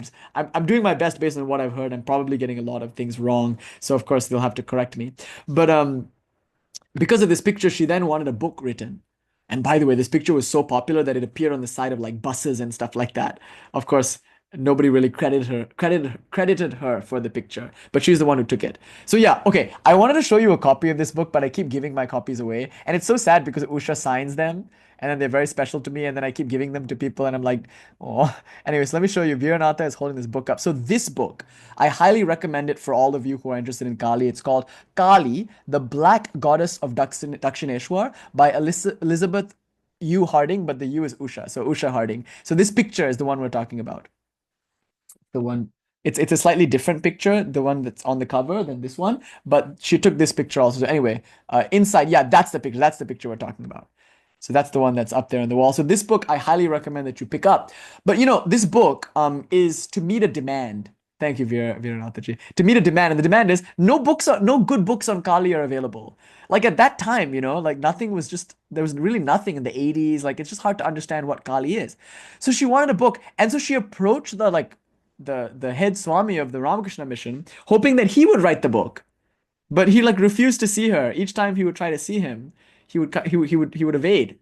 And so she just couldn't get him to write this book. And so finally, another Swami said to her, "Why don't you just write the book?" And so that's just what she did. She wrote the book, and there's a whole wonderful story around the writing of the book and how no publishers would pick it up until she just made it freely available. The moment she made it freely available, then a publisher immediately appeared and made it and picked it up. Before that, And it was like the whole thing came down to Ma Jaya Saraswati. What's her name? Ma Jaya? Ma Jaya, sorry, Ma Jaya. And how she, had this like AIDS group. And then a man came up to Usha and said, I want to read your book. And Usha was like, you have to wait because it's not yet published. And the man is like, no, you don't understand. I have no time. I don't know if I can wait. I won't be around maybe by the time it's published. So then because of that, Usha made it publicly available. So there's like a Ma Jaya link in here somewhere for those of you who know Ma Jaya, who know who Ma Jaya is. She's also very important in our California scene. If you read Ram Dass's memoir, what is it called? Being Ram Dass, you'll meet Ma Jaya there. He talks about Ma Jaya a lot in the there's a section devoted to her. She's a very important and very powerful woman and looks like Kali with wild hair, very Bhairavi person. And she really like was very important for the AIDS movement and like that. So she Anyway, so Ma Jaya and this whole thing, that was the reason why Usha made the book public. And once the book went public, then it was picked up and it was published. And so now it's available. And so that's the book that started it all. Because when the book was launched, they decided to throw a party. But what kind of party do you throw to celebrate a book launch about Mā Kālī? What do you think, fam? Like, what's the only appropriate way to celebrate the publishing of perhaps one of the most informative and only book of its kind? Like, what do you do to celebrate that? Well, you host a puja, right? So Usha, she felt like she wanted people to see what a Kali puja was like. And her theory, her philosophy is that if you want to do something, you should bring all the best people together to do it.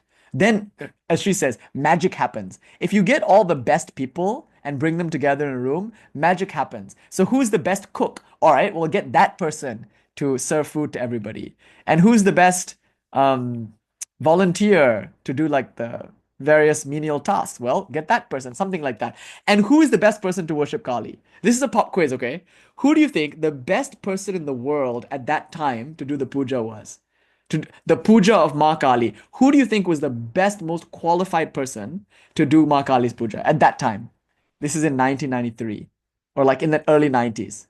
What do you think? If okay, I'll ask you this question. Say you want to throw a party and you want to expose your friends to the worship of Mā Kālī for the first time, and you want everyone to be the best. Like you want the best possible priest. Who would you call? And it's the 1990s, by the way. Right now, who would you call? Yeah, the head priest of Dakshineshwar. Duh, who else? The head priest of Dakshineshwar, the position that Sri Ramakrishna once held, is like obviously going to be the best person to worship Kali, as far as you know. So Usha wanted to get Haridan Chakravarti, the head priest of the Kali temple at Dakshineshwar, to come and do this worship in her like apartment. Okay, the Kali was in an apartment at that time. The Murti of Kali was in her apartment in Laguna Beach. And I heard this beautiful story where she's like, her office is in the kitchen. So she's in the kitchen on her computer, maybe on the phone with like Bill Gates or somebody like that, some tech mogul, while her mother was cooking. And she'd be like, Mom, shh, I'm talking to her. Anyway, so Usha is very important. She met Lakshmanju, and it's like there's so much we could say about Usha. I can't wait for the Usha documentary to come out or the Usha biography to come out. It's a really storied, beautiful life. I can't say more right now just because I'm, you know, meaning to end the talk now, imminently, soon. I've been trying to do that for a while now, but there's just so much. So anyway, the Haridan Chakravarti angle is really cool. There are a series of serendipities here too. Yeah. The Dakshineshwar Kali Mandir, the priests have to be Brahmanas. And not only that, they have to be Brahmanas in Sri Ramakrishna's family. That's another thing. So Haridan Chakravarti is actually not in Sri Ramakrishna's family. He married into it. His wife is in Sri Ramakrishna's family.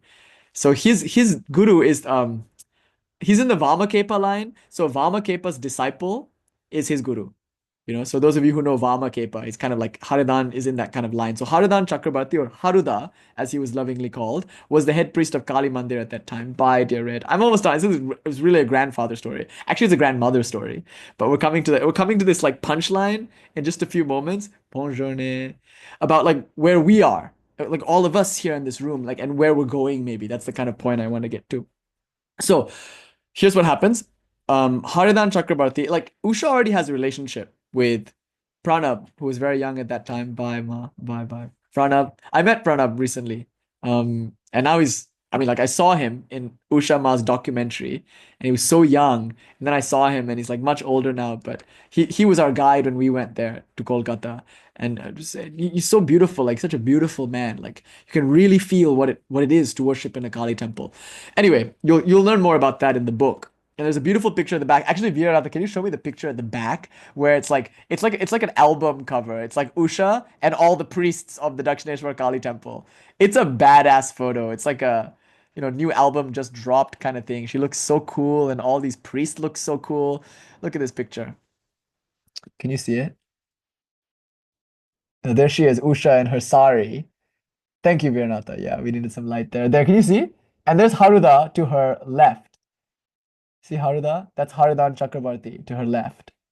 So that's Usha in the middle, Harudan, and then Pranab is in this photo over there. Can you see? Anyway, so um, thank you, Viranatha. Thank you so much. There's a documentary called A Day at Dakshineshwar, which was actually edited by Uma, who is somebody I'm coming to in just a moment.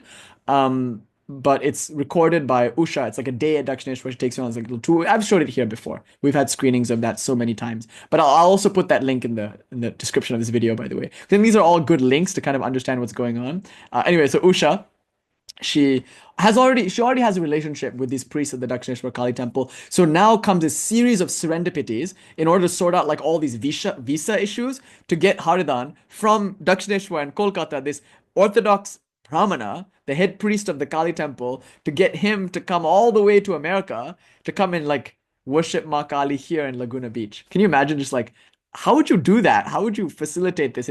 It was really a miracle how they pulled it all off. And so I don't need to get into the visa stories right now, but that has to do with Swami Bhajanananda, and we'll get to that in a little bit. There's a whole thing, a whole arc here, which I'm going to skip right now. But anyway, Haridan makes it. In fact, I heard one story where they had to sneak him out. They dressed him up as a woman, put him in a carriage, and snuck him out of the temple so he could come. And he only would come if Pranab would come. So it was hard to get Pranab's visa, but then finally they got. So Haridan and Pranab, his like assistant, both got into the plane and they came. And I heard this wonderful story where like they thought that Westerners only ate beef and pineapple. And they can't eat beef. They're Brahmanas. They're like vegetarian, very strict Orthodox Brahmins. So they thought they would starve in the West. So I heard this story where in their bag on their way to the West, they had only muri, which is a kind of puffed rice, and cha. They were willing to live off of muri because they actually thought that when they got here, they wouldn't be able to eat anything. And Haridan insisted on doing his own cooking. Haridan Chakrabarti. He would cook everything and he taught everyone how to cook. Like he would cook, he was a really good cook. And he would almost always like to cook his own food, as a Brahmana tends to do. And once they all went to a restaurant because they ran out of time, there was no time to cook food. And I heard this story that Haridan Chakrabarti, he just like walked into the kitchen. They're in the restaurant. He just like walks into the kitchen and looks into all the pots to see what's going on. That's the way I heard the story, at least. Anyway, you have to hear these stories firsthand from Usha, from Bhajanananda, from Ambikananda. Now you're hearing like leftover stories, my interpretation of them. So I'm probably making many mistakes, but there's nothing like hearing these stories then and there at their feet. So I pray that all of you will get a chance to come and like hear it from them. But anyway, now what can you do? You have to hear it from me. Tough luck. So all these like really wonderful stories of Haridan Chakrabarti, how eccentric and charismatic he was, and he initiated people. Nanita Palma's house, whose house I was at yesterday. Nanita Palma, whose house I was at yesterday. She was initiated by Haridan Chakrabarti. Ambikananda was initiated by Haridan Chakrabarti. Swami Pujya Swami Ambikanandaji. He took a mantra with Haridan. So like Haridan Chakrabarti, Sri Haridan Chakrabarti was initiating many people and training them in Kali Puja. But the main reason why he came was because Usha brought him to do the worship of their new murti in order to commemorate the publishing of this book called Kālī, the Black Goddess of Dakshineshwar by Elizabeth U. Harding. So this party happened. This puja happened, right? It's like a puja, not a party. It's a puja. And then it was done at the Annalisa School, which is on a Native American burial ground. It's also a kindergarten. And they like rented the kindergarten for the weekend. And for 3 days, they organized this super festival. They got the best kirtan people. Ushama has also put out a movie on Prem and Sheila, who are a very important family here in California. They were in like San Diego for a while, and they're in the like Prem is the grandson of Papa Ramdas, not Baba Ram, not Ramdas as in like be here now Ramdas, but some of you know Papa Ramdas, right? Like there's a very important Indian saint named Papa Ramdas, and his grandson is Prem. And so they had Prem come and do like kirtans and stuff like that. So she really did get the best of the best for every position.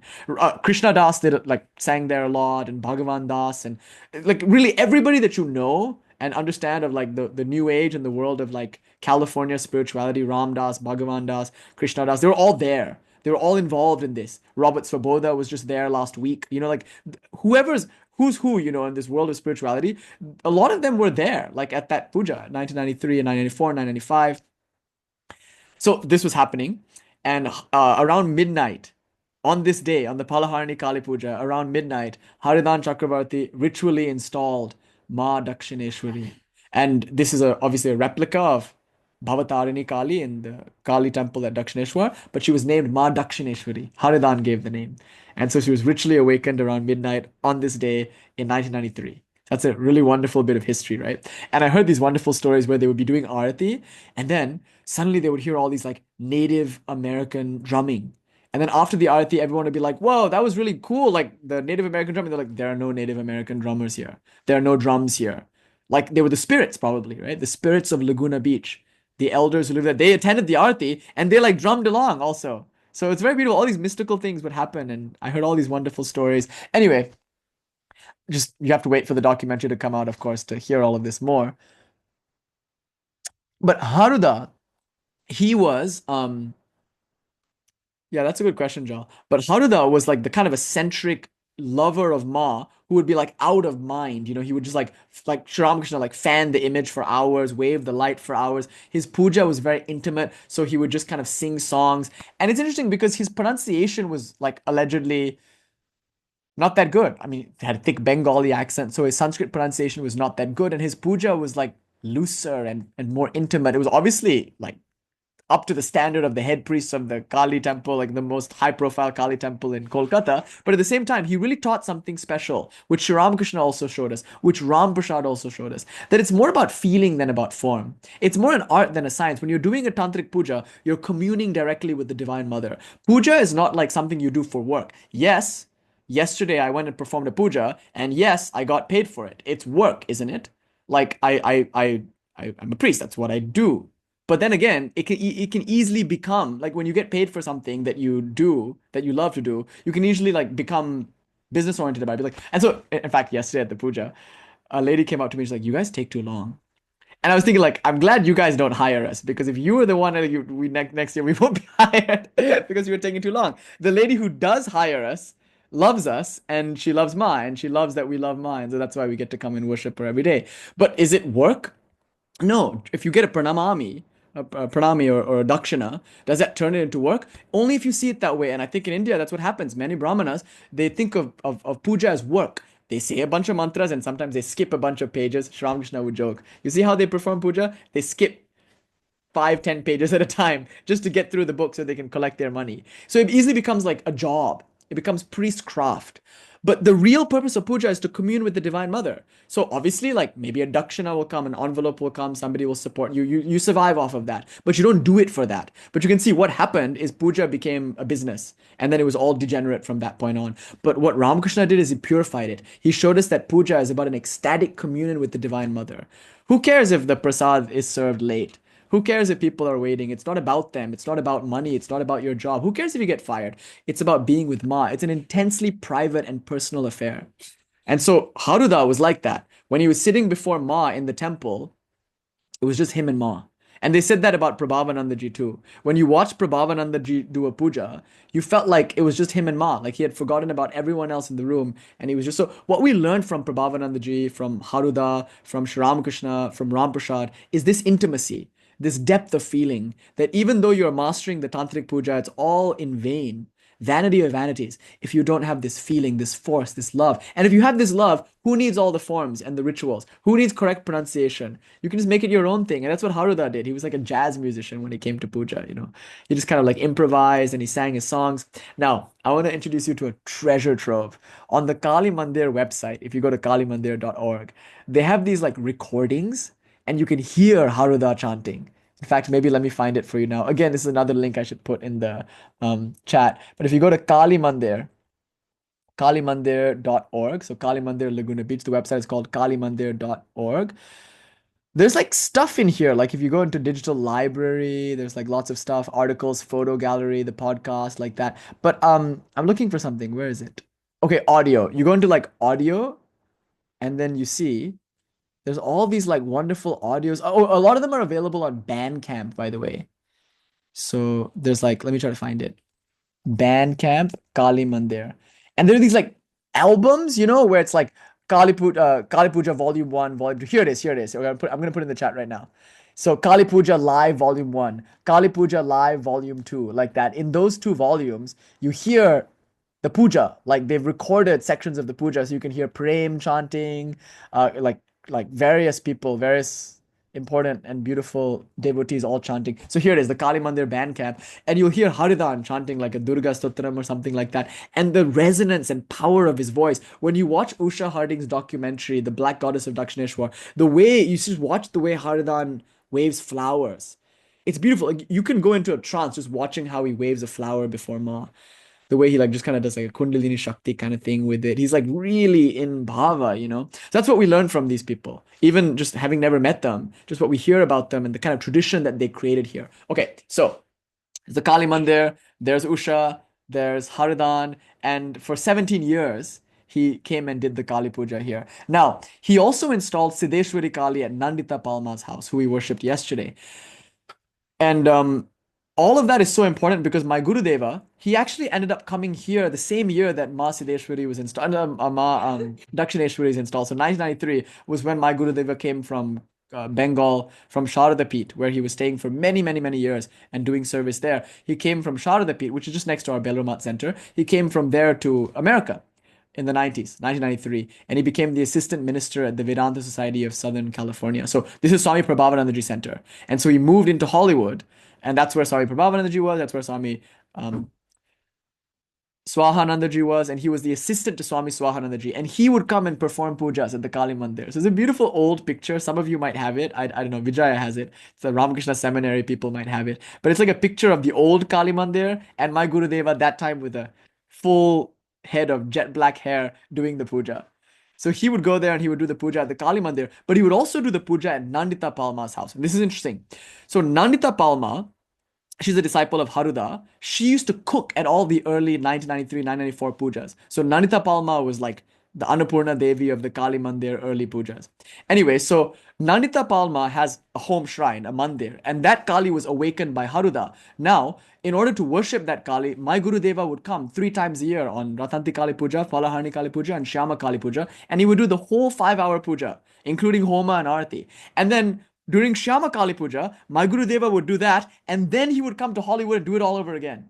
He would do the Kali Puja for 5 hours here and do it 5 hours in Hollywood. It's like all day long he'd be absorbed in the worship of the Divine Mother. I give you a taste of what my Gurudeva is like. Tireless, absolutely tireless. He can serve and serve and serve and work and work and work. People give him rides to go from like one center to another. And in the car, he's on the phone the whole time talking to devotees. He's always corresponding with devotees. He's given like everyone, every breath, he's given everyone all his time. Somebody just told me recently during COVID, he would pick up the phone at the Hollywood Center. And somebody said the reason why she moved over and like became so involved in the center is because he would just listen to her and she would spout all these like new age conspiracy theories and he would listen to her compassionately and lovingly and he never said an ill word to anyone. So that's an interesting thing about him. Never will you ever hear him say an ill word about anyone. And he's always willing to listen and give all of his time. So you can see, like, in this period, how he was tirelessly doing puja there. So the Nandita Palma house is very important to me. It's important to me because my Gurudeva worshipped at that altar. But also, after he was no longer able to do it because of all other commitments, Swami Mahayogananda started worshipping at that altar. But then Swami Mahayogananda needed help. So I eventually got roped into all of this because I was already like very much inclined towards puja and doing puja. And so I went to the Nandita Palma's house puja for the first time, like a few years ago. And then I was hooked and I would go every time. So every time Swami Mahayogananda goes there, I would go and I would serve as a Tantra Dharak. The first time there was another Tantra Dharak there, but then that guy I think got COVID or something and that created an opening for this boy. So they were like, oh, we need a Tantra Dharak. Tantra Dharak is prompter, somebody who holds the book and like helps with the puja. So Swami Mahayogananda performs the puja, and I'm like, I guess you could say an understudy or an assistant, you could say. So I started doing this. I started going and serving as the Tantra Dharak at this place at Nandita Palma's Mandir, and that's where I learned a lot. Like just seeing how Swami Mahayogananda was doing the puja. And Swami Mahayogananda, again, another very nice story. He told me this reminiscence. It was 1993. He wanted to go to the Kali Puja. No, 995 or something like that. And he wanted to go to the big puja at the Kali Mandir at Laguna Beach. By the way, are you all still hanging in there? Like, are you tracking all of this? Because this stuff I know is like a little bit all over the place. but we're getting to the like final thing. Just Mahayoga, this you can see it's coming closer and closer in terms of history. We're getting into the 2000s now. So in like 1995, Swami Mahayogananda, he was initiated by Swami Swahananda, who was the president after Swami Prabhavananda. Swami Prabhavananda specifically chose Swami Swahananda to come and be the president of the Hollywood Temple, you know. Anyway, so when Swami Prabhavananda passed, Swami Swahananda took up the role, and Swami Mahayogananda took initiation with Swami Swahananda. But Swami Swahananda is quite iconoclastic. He used to give mantras to people, you know, outside of the tradition, if you will. So I had this beautiful story. Swami Mahayogananda was going to the Kali Mandir in Laguna Beach, and he felt like he needed a Kali mantra. He wanted to connect to Kali. Remember, he was already inspired seeing these pujas. He had already experimented in his Silver Lake apartment offering some flowers. He told a beautiful story one time. He didn't know what puja was, but he just went outside, collected a bunch of flowers, came to the shrine that he was inspired to make because he saw the puja, and he just put them at the feet of the deities, and he said something happened. No mantras, nothing. He just made a shrine, went outside, collected flowers from his garden, and put them on the altar. And he said he could palpably feel something. His language was something happened, you know. Anyway, so he obviously loves puja. And so he was so excited to go to this Kali Mandir puja, but he felt like he needed a Kali mantra. So he went to Swahananda and he was like, Maharaj, can I have, Gurudeva, can I have a Kali mantra?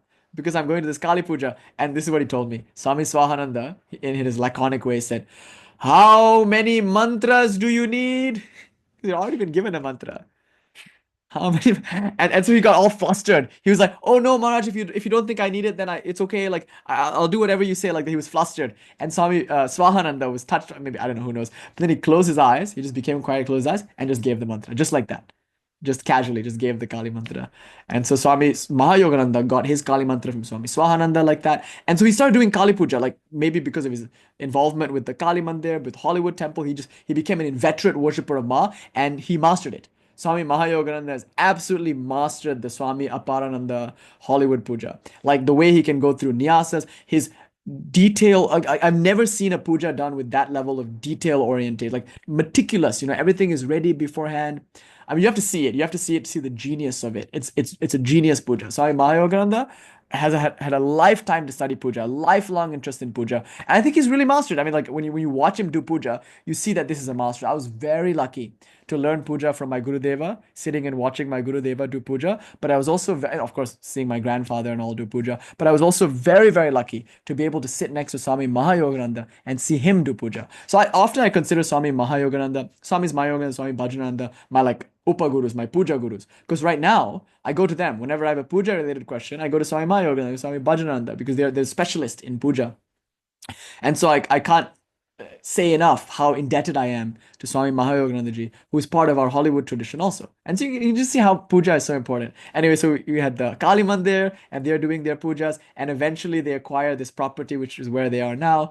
And then, you know, there's a whole story with Swami Ambikananda and Swami Bhajananda, who are like friends in school, you know, and then they go on this wonderful journey in India with Swami Vishnu Devananda Saraswati. And it's like, I can never tell the Bhajanananda or Ambikananda story because it's just like so much of it is mysterious. They're kind of private about many aspects of it, but they are the two monks there that are there now, and there's a Chaitanya a brahmachari there. But Swami Bhajanananda Saraswati, he's the Mahant, the head monk at the Kali Mandir. And not only does he worship Mother, his main job is to worship Kali, to maintain the shrine at the Kali Mandir, but he is tirelessly giving his life to educating people. He takes many disciples, he gives many mantras, initiating people into the lineage. So those of you who are interested in Kali mantra, like that's one place to look. You know, obviously he'll insist that you be part of the community for at least a year in most cases to see that you're genuine and sincere. But he's the embodiment and incarnation of generosity. If I can say anything, I think Swami Bhajanandaji and Swami Ambikanandaji and Usha Ma, everyone in the Kali Mandir, they're like the embodiment, the incarnation of generosity. Everyone gets fed in one way or another, especially with food. But if you're the kind of person who's hungry for knowledge, then with knowledge. So there's the Kali Mandir in Laguna Beach. And so we're indebted to them, to Swami Bhajanananda, Swami Ambikananda, and of course to Usha.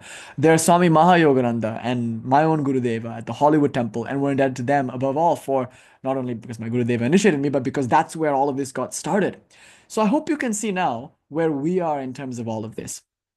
And in one sense, I hope we can appreciate all of those who have come before, because each and every one of them has given their lives to this.